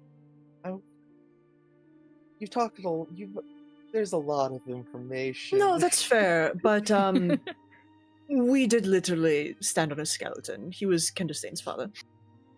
Right, and Kendastane, who, at least by his admission, is not my father. He lacks the parts for that. Ah. That would be a way to confirm that. Yeah. That's depressing. His last battle with Cadius was brutal, let us put it that way. Oh, so he just lost them, not just never had them. Oh, okay.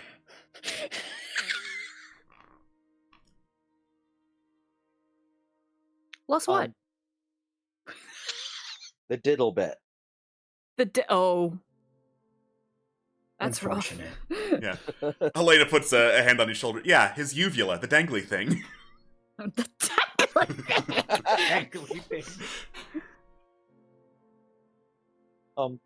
But I don't know of any other dragons, let alone bronze dragons in Sidaria, to have an idea of where to go. Kendistain suggested asking some of the other dragons and draconids in Sidaria that might be able to point in some direction. There used to be a large gathering of dragons somewhere in the Heartland. There was a cave system that they dwelt in, using it to pretend they ruled over Sidaria like the days of Tatagova, rather than the actual kings. Maybe there would be more clues there. That, of course, would require going to the Heartland, though. The Oh, Heartland. lovely. Oh.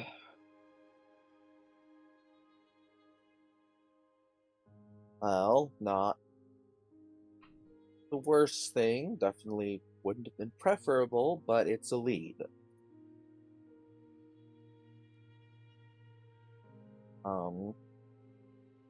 Of course, the other thing, outside of my personal reasons for looking for other dragons and draconids, Kendistain wants to take down Cadius. Really? You think he'll have a better chance the And- second time around? That he is hoping to get help, assistance from the other draconids of the land.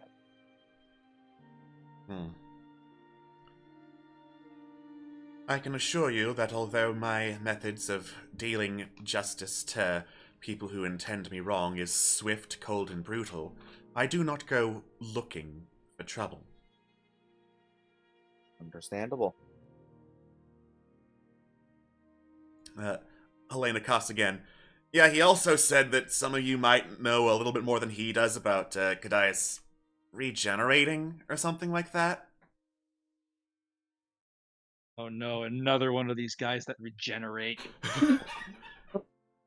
How else do they get the second health bar? Exactly.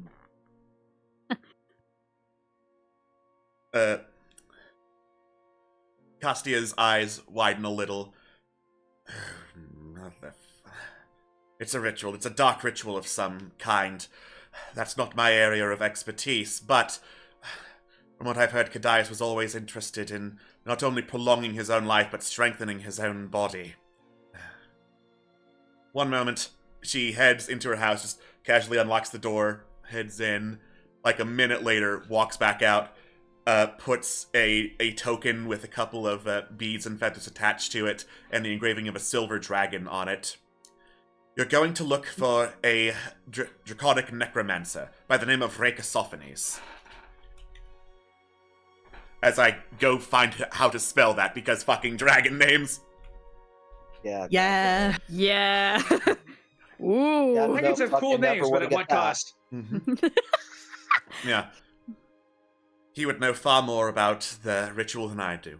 You will present him with this, and once he sees this, he'll know that it is I who is demanding answers as well as you, and might be less inclined to try making a deal with you.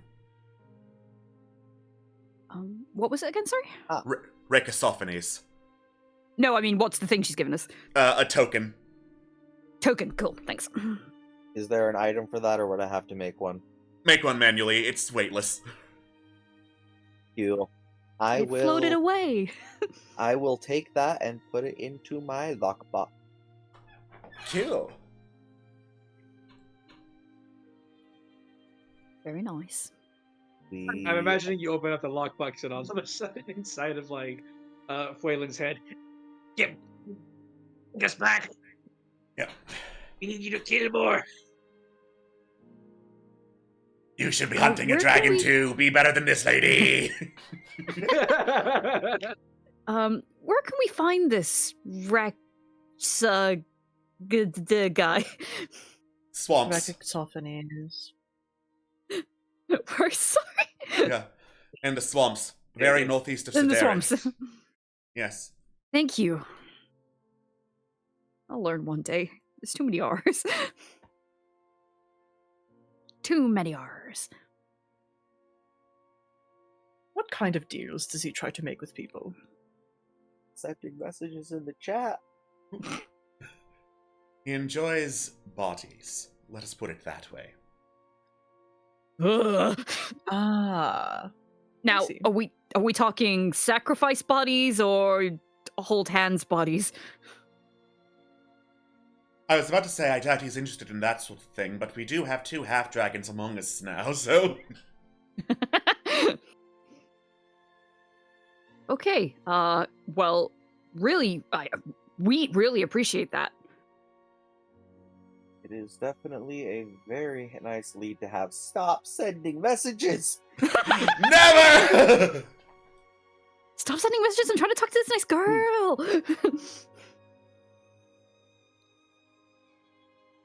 Oh, I just realized I've been using the wrong pronouns. Rikisophanes is they, them, so every time I said he, imagine they.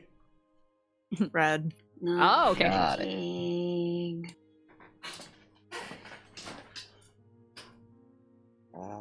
In the Necromancer. swamp.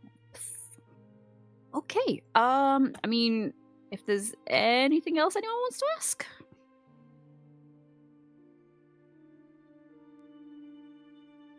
I'm good. Remember you don't. Yeah, that's frankly quite helpful in general.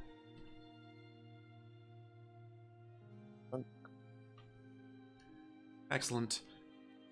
Fire pit is yours for the night. Please leave in the morning. I've got errands to run. No one will bother you, and if they do, they answer to me. Well, thank you. Yeah, we'll keep in touch. She doesn't respond, she just heads back inside. I think she The likes unspoken don't. Don't! us. I think she likes us. She likes you, Like it maybe. says, I If think that. she tolerates us. At Alright. least one of us interests her, is the answer. Mm. Alright. Nothing's gonna bother us. No watch. No watch. You are going to be just fine. And before we move on to the next day, we are going to go on break to get hydrated or Oh, thank dehydrated. God. We'll see you all in a little bit for more adventures here in Sedaria. Don't go anywhere. Bye-bye. Goodbye. Bye-bye. And welcome back to Legend of the Wildlands. There is no watch officially because there's going to be no encounters due to Castia kicking the ass of anything that comes near her house. But there is going to be an event during the night. So a bunch of people want to talk to Trill. A bunch of people want to talk to Trill. It's time to wake Oh. up, Trill. Look at Mr. Popular over here. Trill ends Like up with a wakes up, level of everyone's fluff. staring at him. I'm just like, Listen, Megan got the daytime talking. Trill's got to fit in somewhere. Yep. hey everyone. I'd say What- good morning, but it doesn't seem to be morning yet.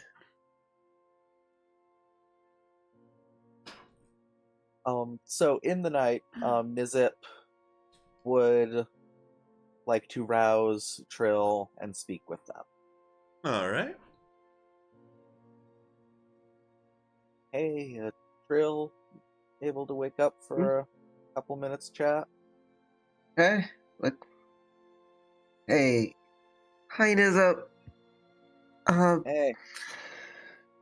What, is something wrong? What's going on? Nothing's wrong.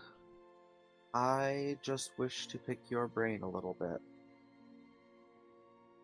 Oh, sure. Give me a sec. Just gotta stretch. Okay. What's up? Okay. So, walk me through it.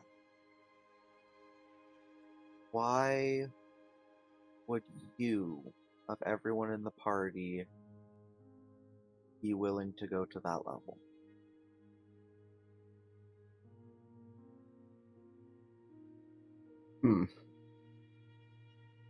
I mean, granted, you guys haven't seen me, well, do that, but No, I haven't. for me, it's not so much blind rage, but if someone is willing to go to the lengths to destroy a civilization, whether it's on their own volition or not, they are a danger to the environment around them. And, well, part of what I do is I go around for conservation. He is against that. And even more so, is more personally a threat.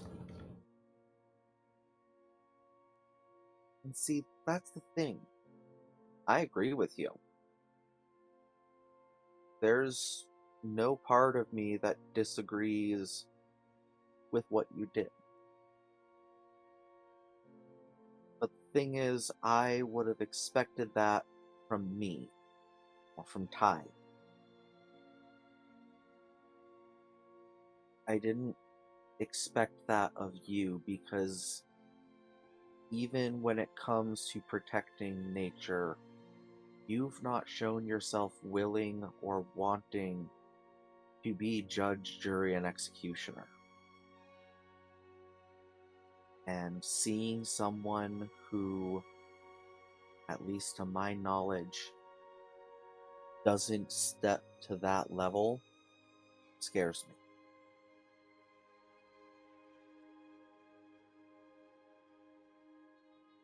It's the same reason why I tried to take the fall for Whalen. Because that's not them. Well, I mean, does it scare you so much that you think that I would go against you guys, or like what in particular scares you about me displaying the threat of violence to those who are willing to endanger countless innocent lives by destroying their habitat?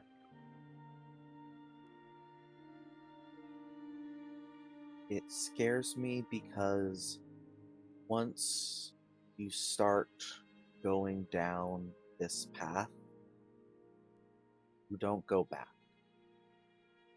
Just look at the Iron Queen. They have let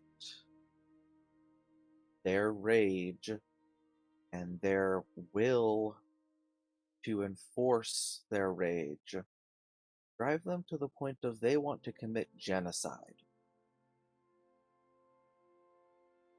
And as you yourself said, we kind of might not be able to let that happen, considering we're people too.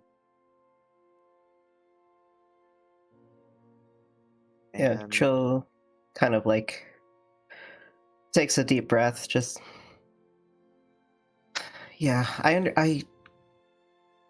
Nizip, I understand where you're coming from, but let me assure you that I do not believe in the extent that the Iron Queen is going about everything.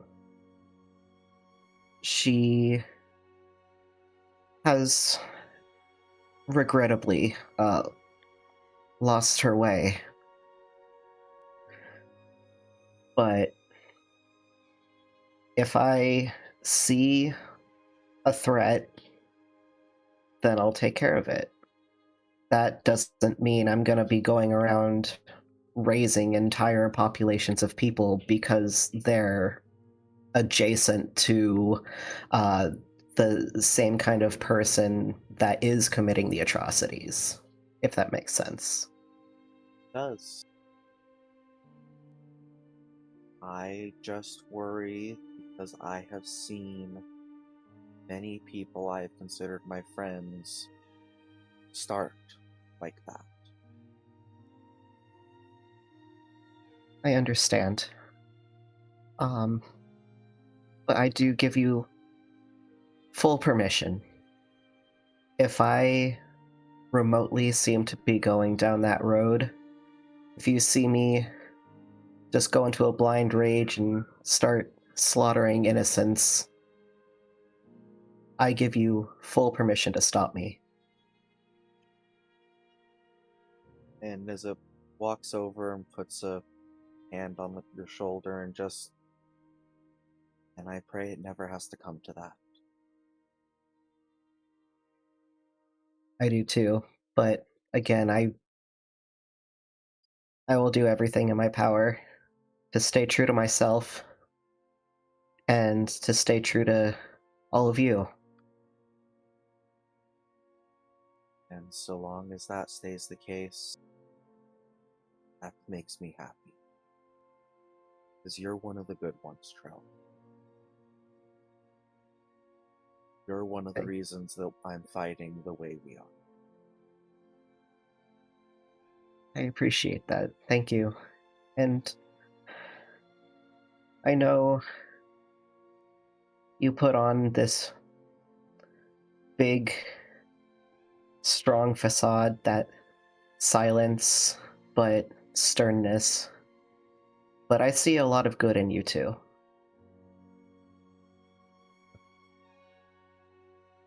I appreciate it, but I feel like the good in me died a long time ago. Right along with him.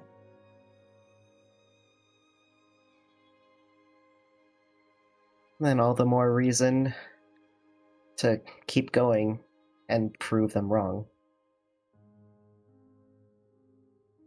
Alright. Well, for now, that was all that was concerning me. Thank you for clarifying and helping me understand where you stand. You're welcome. Have a good And night, thank you for Trill. checking in. Of course. What friends do, after all.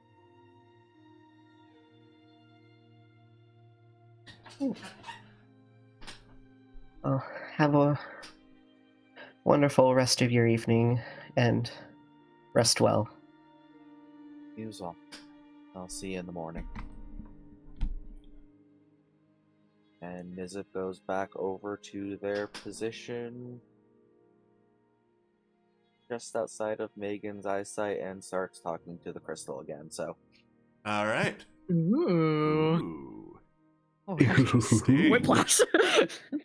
I'm Well, sure anyway. I'm not going to glean anything unique. It's just happening in the background. It's just happening in the background. I'm not going to make you roll another saving throw, because that would be mean. If you try to get more information ever from it, I will, though. So. Yep. Okay.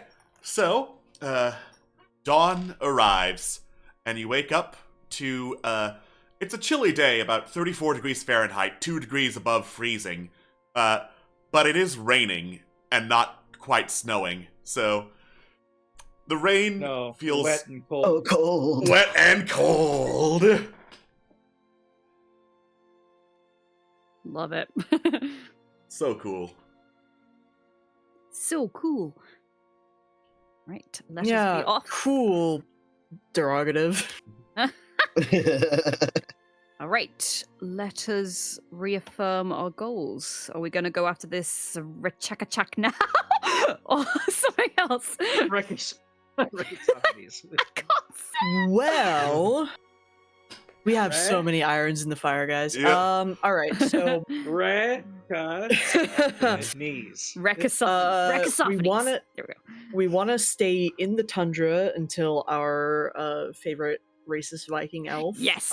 eventually gets back to us with the memory crystal and see what he got out of that, as well as the fact that we have a fairly good idea of where their hideout is.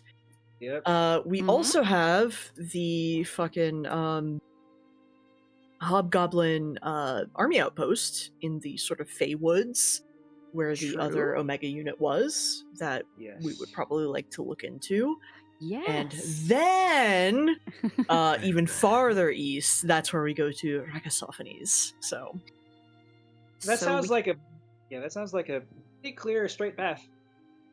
yeah, but we still need to knock around here for a little while. He said he would Yep. find us, TM, but Let's keep Yeah, we exploring gotta bum hexes around then. the ton- Yeah. yeah, Let's fuck keep it. on exploring. Just ask real quick on the map. What the hell is this weird fish thing here? I was Or is about that to just say a- that's a cliff. That's a cliff. It's a cliff. But I thought Yeah, it now was I- like some kind of like tiger. Yeah, now I've zoomed in, I see it's a cliff, but I kept thinking it was like some weird catfish monster thing. Well, see, Wait, especially I Oh, thought the I was the monster only just thing. dropped. Well, now I'm zooming out to try and see what that is. when you're It does zoomed give out fish. and someone has their cursor right here, it looks like an eye. Yeah. Oh, okay, okay, It's like a okay. So meme. like, the spine is along the top ridge of the cliff. Okay, now I Yeah. see. Yeah. Yeah, and like this is the mouth here, like Yeah. around there. Yeah. Oh, okay, gotcha. Oh, got Yeah, it. the reason I thought it was like a tiger is because like this little thing looks like a leg. Like this looks like the Yeah. other leg. And it's got, Should like, we a- go and explore tail? Catfish Cliff? Speaking of tigers and other such things, Uh-oh. there are some. I think it was Corum Pass that we were told don't go there Yep. by any Yeah. by any means. So We saw that could tiger. go there if we want to choose violence. I would Violence, like to do you keep mean my head. XP? Yes. Or we could go back to the hot spring and chill out there until the racist Viking elves come back. That's boring. We already had our hot springs episode. Yep. We're only like 1 per 50 episodes. Only Hot Springs episode as a treat. Yeah. All right. Tweet. So, Korum's Pass, you've been pointed to, is roughly here if you want to go there. Oh! Well, if it's that close, sure. Fellas, do you want to fuck around? That's You know No, what? let's go. Yeah, why not? Yeah. I feel like Much good violence for today. All right. So, you head northeast towards where you've heard Korum's Pass is. As it gets to mid-morning, you hear a piercing whistle behind you.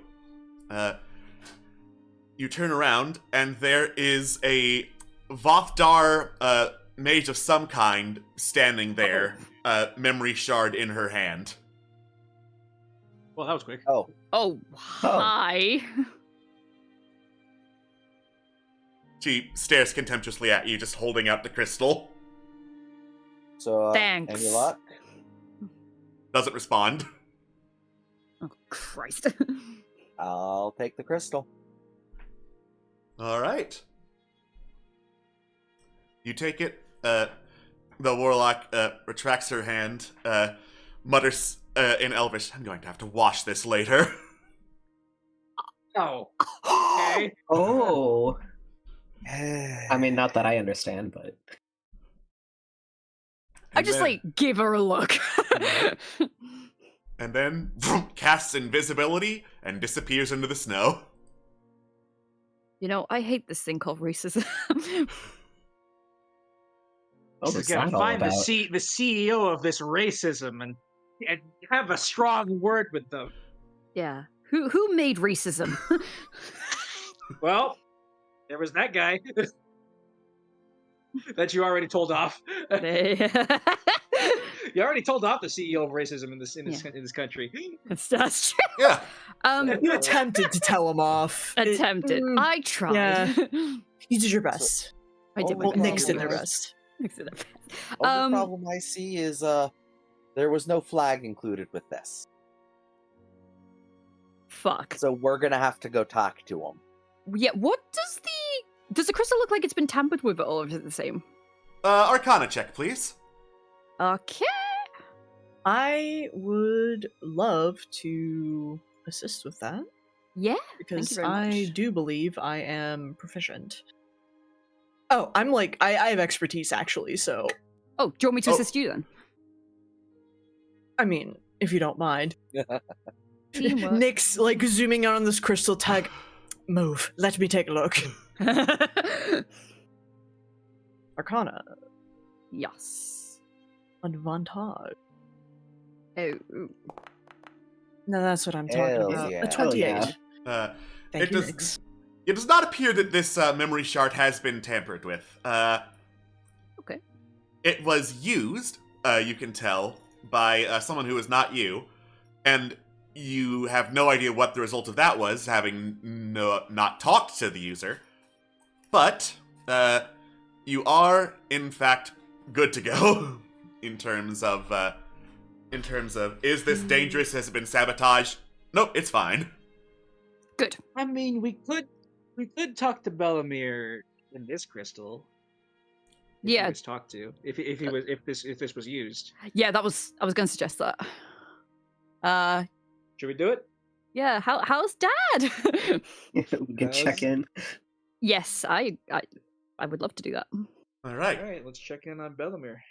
You flash back to Bellamere. Is this the tavern memory shard, or is it the tundra campfire memory shard? I believe it was the tavern one.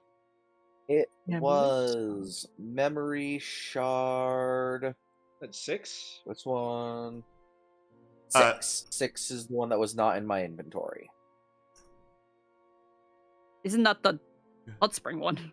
Then 6 is it the hot was spring 7 one. because Mm, 2 is okay. still It was- 2 has been in my inventory the whole time, so it was 7. Okay, It was 7. Okay, Seven. so that's the tundra campfire. All right. Okay, fair enough. You flash back, go over and look at Bellamere. I've been kicked out of the game.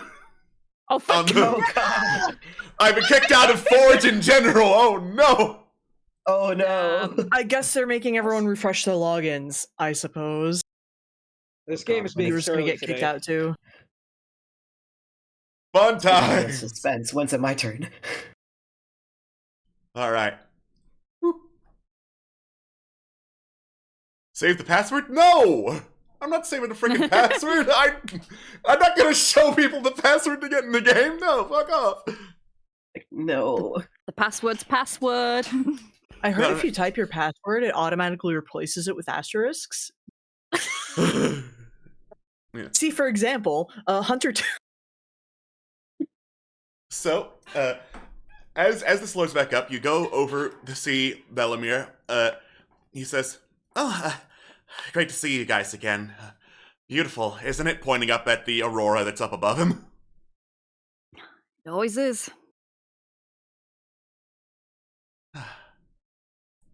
So, how's your adventure been going, by the way? Megan grunts that it's become complicated. Sorry about that. Wish I knew how to fix complicated things. Us too. Megan nods solemnly.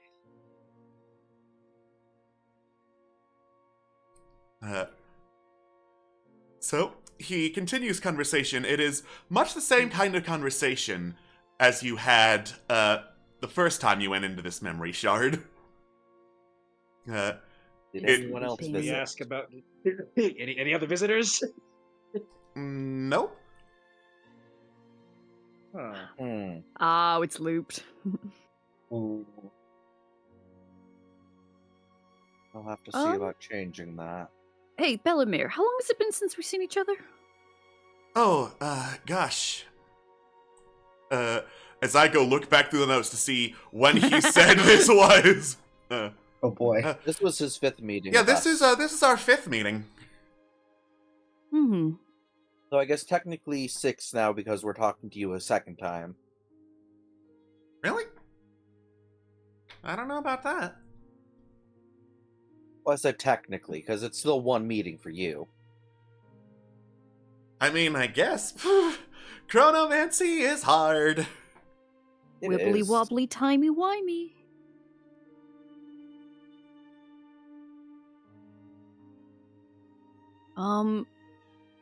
Could I ask something, Bellamere?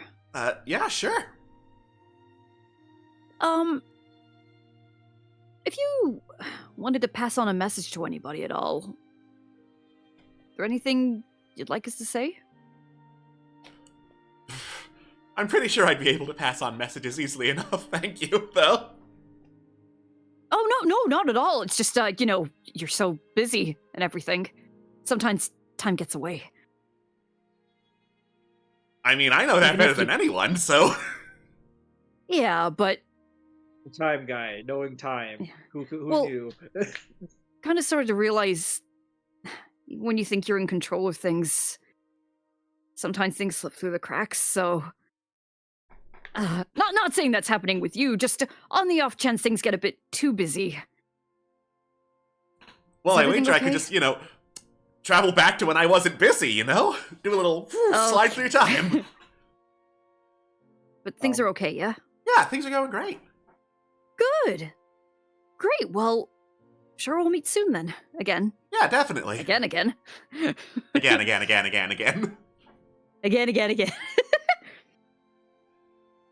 Great, See you around. well, yeah. All right, see you around.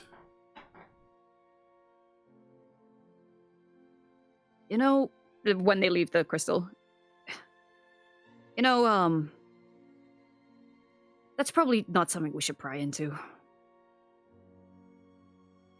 Which part? What Rick Dard would have said to him. True, but if we want to settle things peacefully, we might have to. I do have an idea that we could try if Rickdar is willing.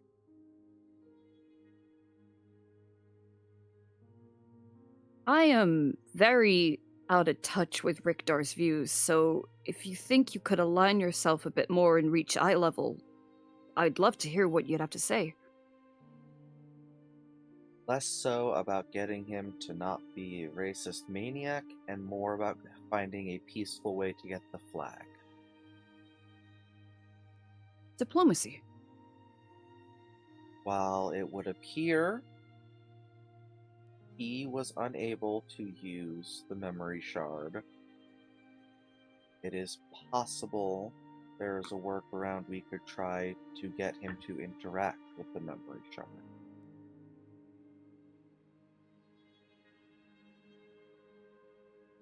Because if you'll recall, when we visited Memory Shard 7, I was able to make a psychic connection with Bellamere. I don't know that it will work, but if Rickdar is willing to talk with us for a chance to see his son again, I had the thought of establishing a mental connection with Rickdar and then with Bellamere.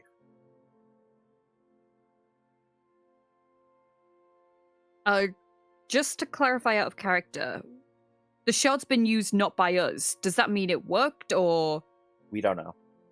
genuinely we don't know? Okay. I mean, we don't know for definite that he managed to get it to work or not. True.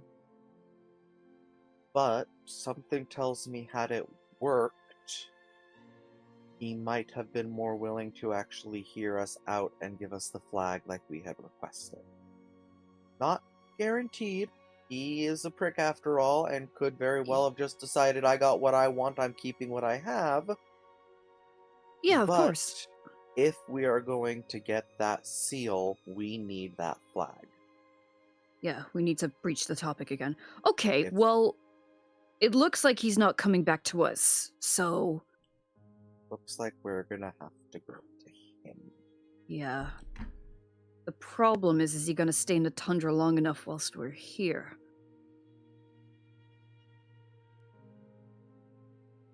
Is he here in the tundra temporarily, or was his base of operations here in the tundra? As far as you're aware, his base of operations there. is in the tundra. Okay. Yeah, so I don't think he's going anywhere, really. Okay. Well, I didn't know if he was branching out or not, but that's good to know. Well, we know he's contained here. So if we do... think so. Yeah, if we do Coram's Pass, which is quite daring, we'll at least strengthen ourselves in case things go pear-shaped again. Yeah. It's Alright. not a great idea, and would not have been my first choice. But in order to get what we need to go forward, we either try this diplomacy with him to get it to work, or we take the flag by force. Okay. I mean, whatever way works at this point. Yeah. And I'll See, turn back around to where the mage was. And if you're still here listening, spying on us, I would prefer the diplomacy option.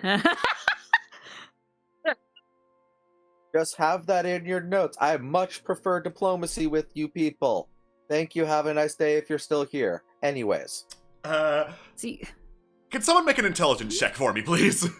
oh, for fuck's sake! Is anyone allowed, or is it just those two? Anyone's Because- allowed. All right. I'm not even gonna ask who's got the most. Ooh, nice. All right. All right, 19. smarty pants. From the lack of reaction that the Bothdar have had to your various attempts at talking to them in diplomacy, and from what you know of them being generally racist, you would think they would have more looks of specific disgust to various things you've said if they understood common. You would wager that the vast majority of Bothdar don't bother to learn common. Oh, my fuck, you're God. right. That's so You're funny. right. That's great. Forgot That's really about funny. that part. Hmm. Let's hope they don't learn Well, comprehend You languages. know, I don't think they give enough of a shit to care to understand us. Unless True. they're speaking Wow. English, so... What? Seems to be the case. No, that's fair, but okay. So the trick is we don't speak Elven. Unless maybe we want Sylvan. them to hear. Rikdar knew common enough, so... How True, do you it's just- say you're a poopy head in Elven? Quick, Well- Nix, teach us Elvish slurs. Yeah, we'll be racist right back to them. Elvish slurs. Show up! Show up! You should hear Sylvan slurs. Oh, I know a Hey, couple of Swift, Sylvan what? slurs, What? says Swift, flying up. Only a couple? Only a couple? Come on, you're Yeah. better than that. Of course I do, but y'all are only ready for tier 1 slurs. You're one slur! How many tiers are there? 65. Enough. I only knew the base ones. Don't even ask me how I learned them. It It was tells me these are the me. kind of. Something tells me that past tier 10 would get you banned off of Fey Reddit. They Yep. read it. Don't give Alex ideas. Milady, if you will. Swift tips her fedora. Where did you get a fedora? Stole it. From Arbor. I mean, they had it on when you summoned them. I don't know how you're just noticing this. Yeah, exactly. I've had this fedora the whole time. Oh god. Oh boy. Okay. Well, there's our goal. So, would you guys like to focus on Corin's Pass first, and then we can go find him? I mean, we're think right that's the here. plan. Yeah, we're in the area, so. I know, but we can always change our mind. I understand how nerve wracking it is to have to talk to racist elves, but we got a mission and we got a seal to find. So Well, any we got to make progress. yeah. I mean, oof, we've got talks now of amassing armies and stuff. Something daring will help us get stronger, at least. Yeah. Or we could look for another Megan. Yeah. Or we could Just look for another remember, Megan. you're not doing this alone.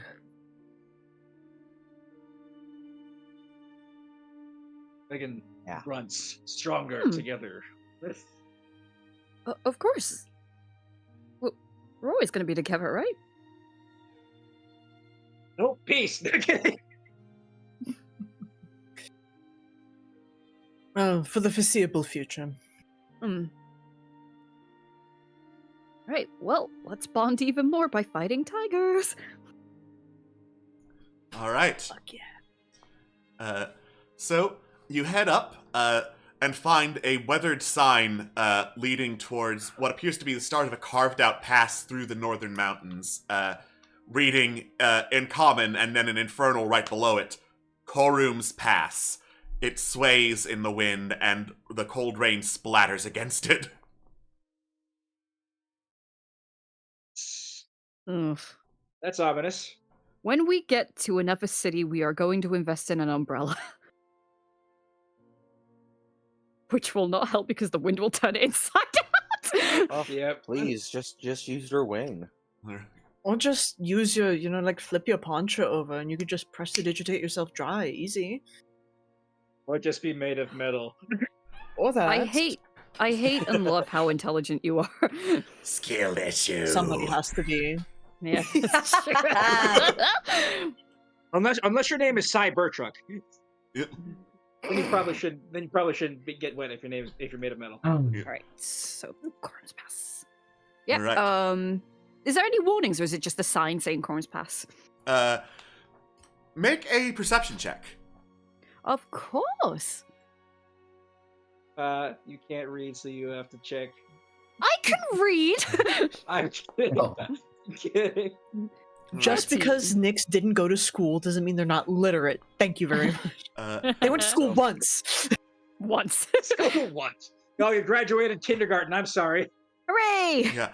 There is a hanging, plank attachment to the sign that was frozen to the back of it by cold weather, but you notice the back, managed to, warm it up enough that you, pull it down, and there are some warnings carved onto this extension to the sign. Warning. Path treacherous and unpredictable. Prepare for the worst conditions. Surfaces slippery. Climb steep. Wolves common. Wolf's common. They're we're- common or they speak common? I was gonna say, That's wargs, Yes. not wolves. No, those wolves we met up with definitely spoke common. Yeah? Mm-hmm.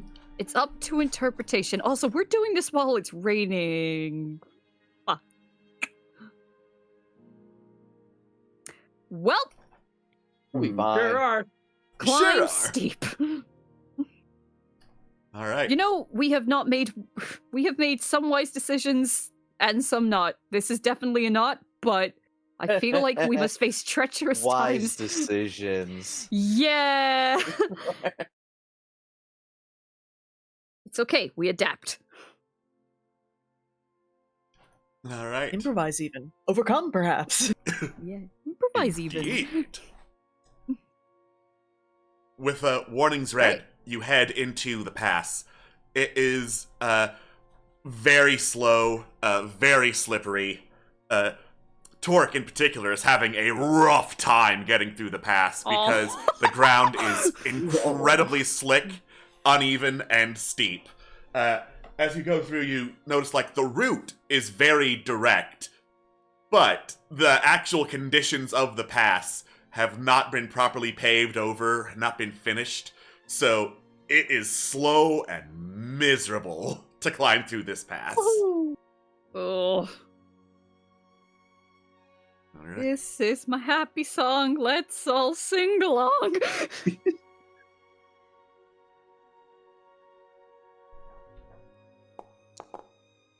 Right. All right. The single D6 always just seems so sad. It's fine. You're fine. I'm It's trying. fine.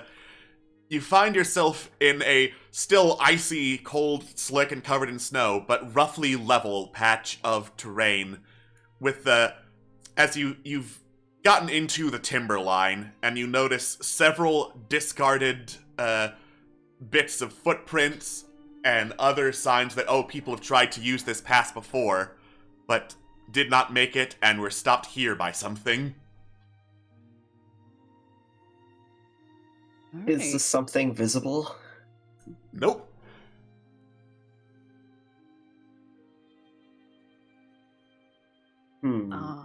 Go and clear the fog of war! Yeah, I'm like, I'm just Oh. tentatively walking around waiting to be told something is approaching. Oh, there's a map. Okay. There's a map, yes. Oh, wait. Wait, Nissim, come back! Come back! Come back! No, fuck you! Back here. Oh. Alright, Nizzit, at the edge of your vision, you can see what looks like a campsite, the most evidence of human or otherwise humanoid activity that you have seen in a while along this pass. Over here or over here? South of you. South, there we go, okay. Is like a recent camp? There's a camp over there to the south. I shouldn't walk on this. I'm not walking on that. Occupied? Definitely not. Let's see. So, the camp looks not totally frozen over. The sides of the tents have been buried in snow, but the rest of the tents have not.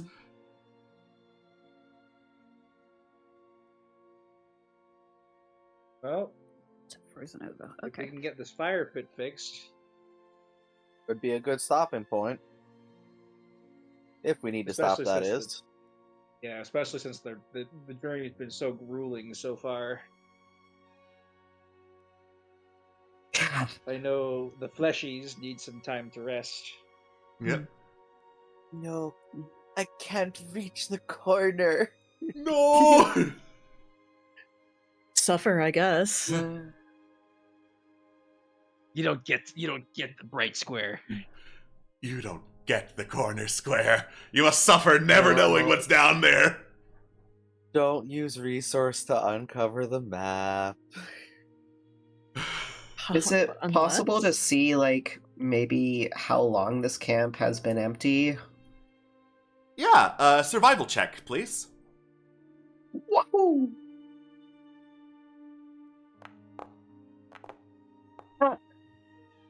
Ooh, Ooh. Huh. No idea. we got inspiration. Yeah, you got 5 points of inspiration now Me instead of 4. too. Yeah. You choose. Let's do it. Like we said, Send it. we're doing it for stupid stuff. Oh my god! I can't fucking Incredible. believe. That's what I'm fucking talking about. Let's Dude, go! Trill's cold. Trill's too cold to know anything. Incredible. Dips a finger in the snow. There's been snow here. Licks it. Oh, it's yellow. Ah. Oh no! Say, Carolina, you're more up to date than pretty much anyone here in terms of constructions and other sort of cartographical things. Yeah? Do you know why the fuck they were building a pass here? Like, where to? Let me see if I remember. Thank you. Alright, It really seems in the middle of nowhere. that was accidentally a private roll. I'm gonna do a public roll, and I'll take whatever was higher. I So think that that's was higher. higher. Yeah, I think that was higher. I'm pretty sure that was higher. So she pulls out, goes through some maps. So they started mapping this place out as like a full pass around the time of King Shahi, the Snake King, I believe. The Snake King? Yeah, the Snake King, number 9. Oh, Yeah. yeah. Hisses. Itachi, okay. Yeah. So, if I had to guess, there is a lot of uneven ground, but here it's been a lot of it smoothed over. So I'm assuming he wanted easier passage through the frozen north for the Yuan Ti because of, snake tails and not liking stairs.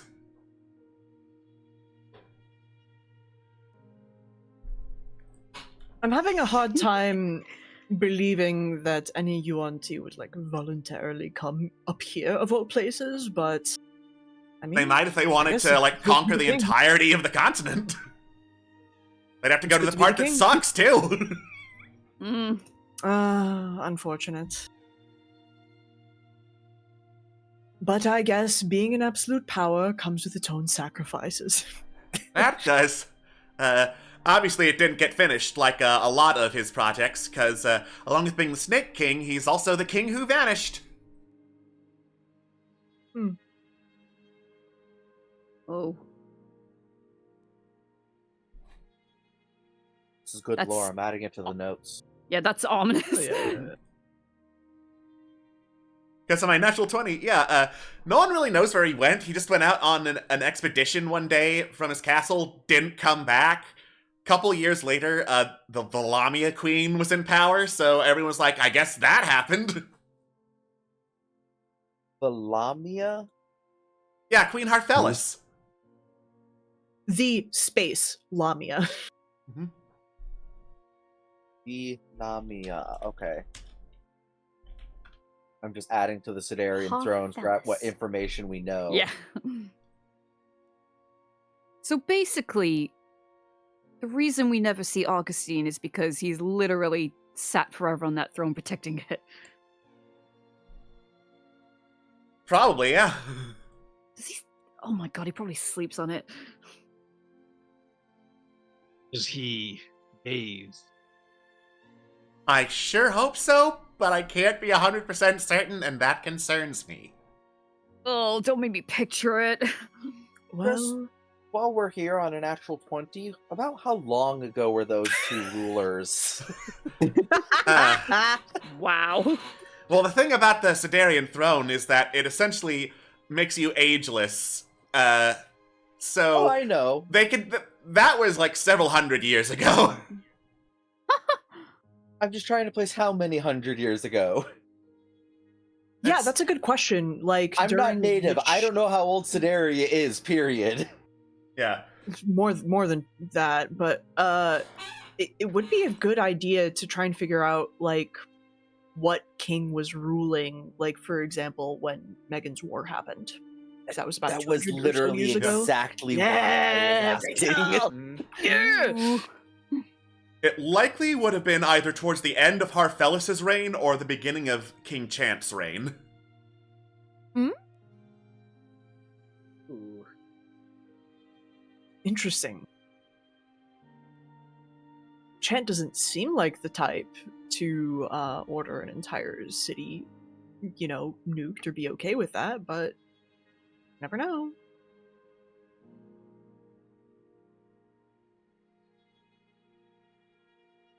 I have no idea. I knew King Chant for like, what, 2-3 months before Augustine showed up?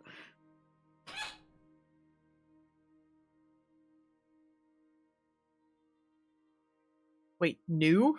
I say new, like, was under his Wow. reign. Okay, gotcha. I didn't even know his name in common before we left. Wait, Oh? so does that mean you're actually the ultimate repository of dwarvish slurs then? I would say Or did your mom never teach you? I think Mom dropped a couple in times of stress, which don't happen often. I need to know all This one the peop- dwarvish slurs. It's very important to me. She dropped a couple when she spilled the salt. I remember that.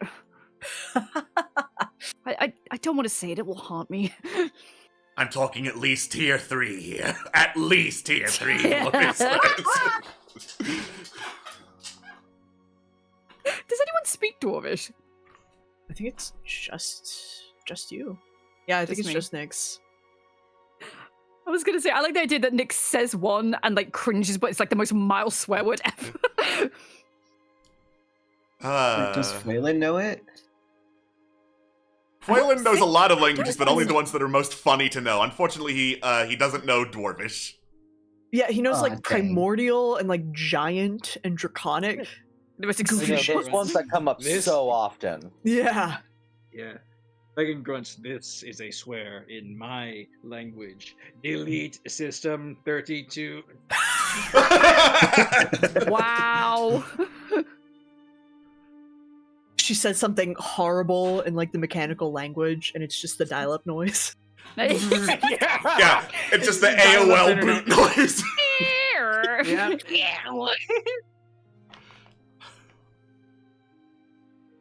Okay. That means your mother was a waffle iron. Say, are there any indications of why the camp was abandoned? Survival or perception? I would love to. Survival or perception? If you do survival, I can assist. I can also assist. If we do survival, maybe somebody else should roll then. And so. But I can do survival at advantage with somebody assisting then. Yeah. Foilin, no survival, so. Oh, hell yeah. 21. 21, nat 20. So, hell yeah. The snow here seems, relatively thin for a layer of snow, as if there wasn't a lot of time for it to pile up or something broke this layer of snow and not other nearby layers. Putting some hands down to feel for warmth or like push some aside for tracks, you brush up against the rocks of the fire pit, and they are hot to the touch, but there is no sign of the fire pit ever having been lit. Great. Oh. Could be magic. Curiouser. Yeah, Tig immediately relays all that. That's some fuck shit. That's Magic, weird. you say. Well, that's the thing. Oh, Great yeah. bonfire burns, but it still so shines that it's burned. Megan casts magic. All right. You open up like a third magical eye with a powerful noise, and sense. Are there any The dialogue signs? noise. Yeah. Are there any signs of magic around here? And the answer is no. Oh, Strange. huh. Hello?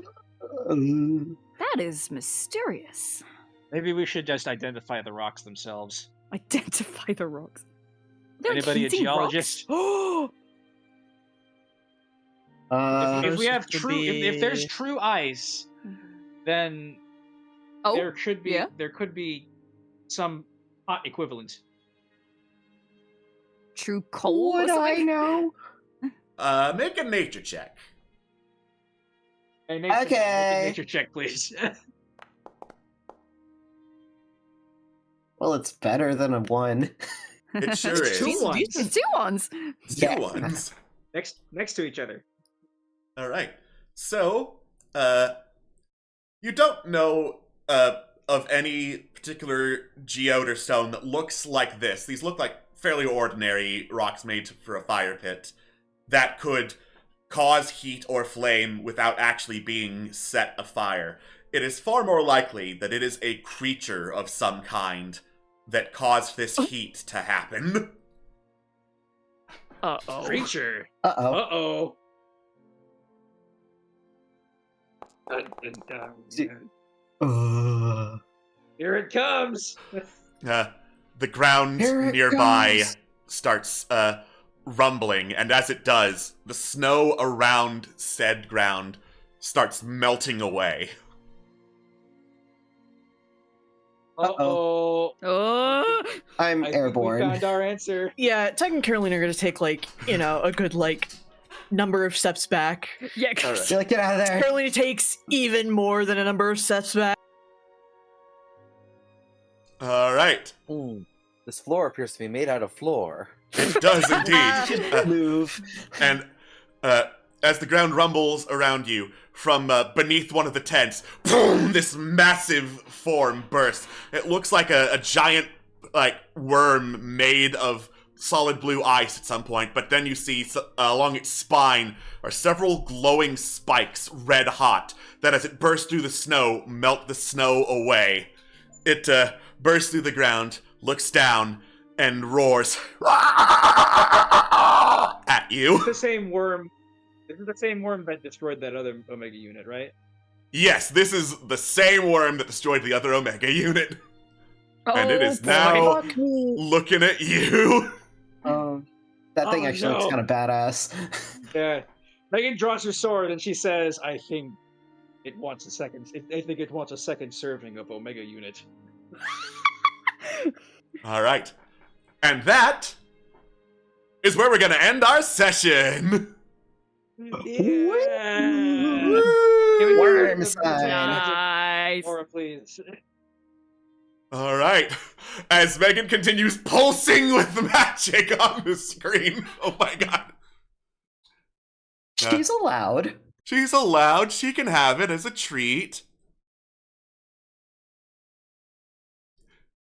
Anyway, thank you all so much for joining us. We will see you next time for Fighting Ice Worm. We will see you The all Alaskan then. bullworm. Bye-bye. Bye. And welcome.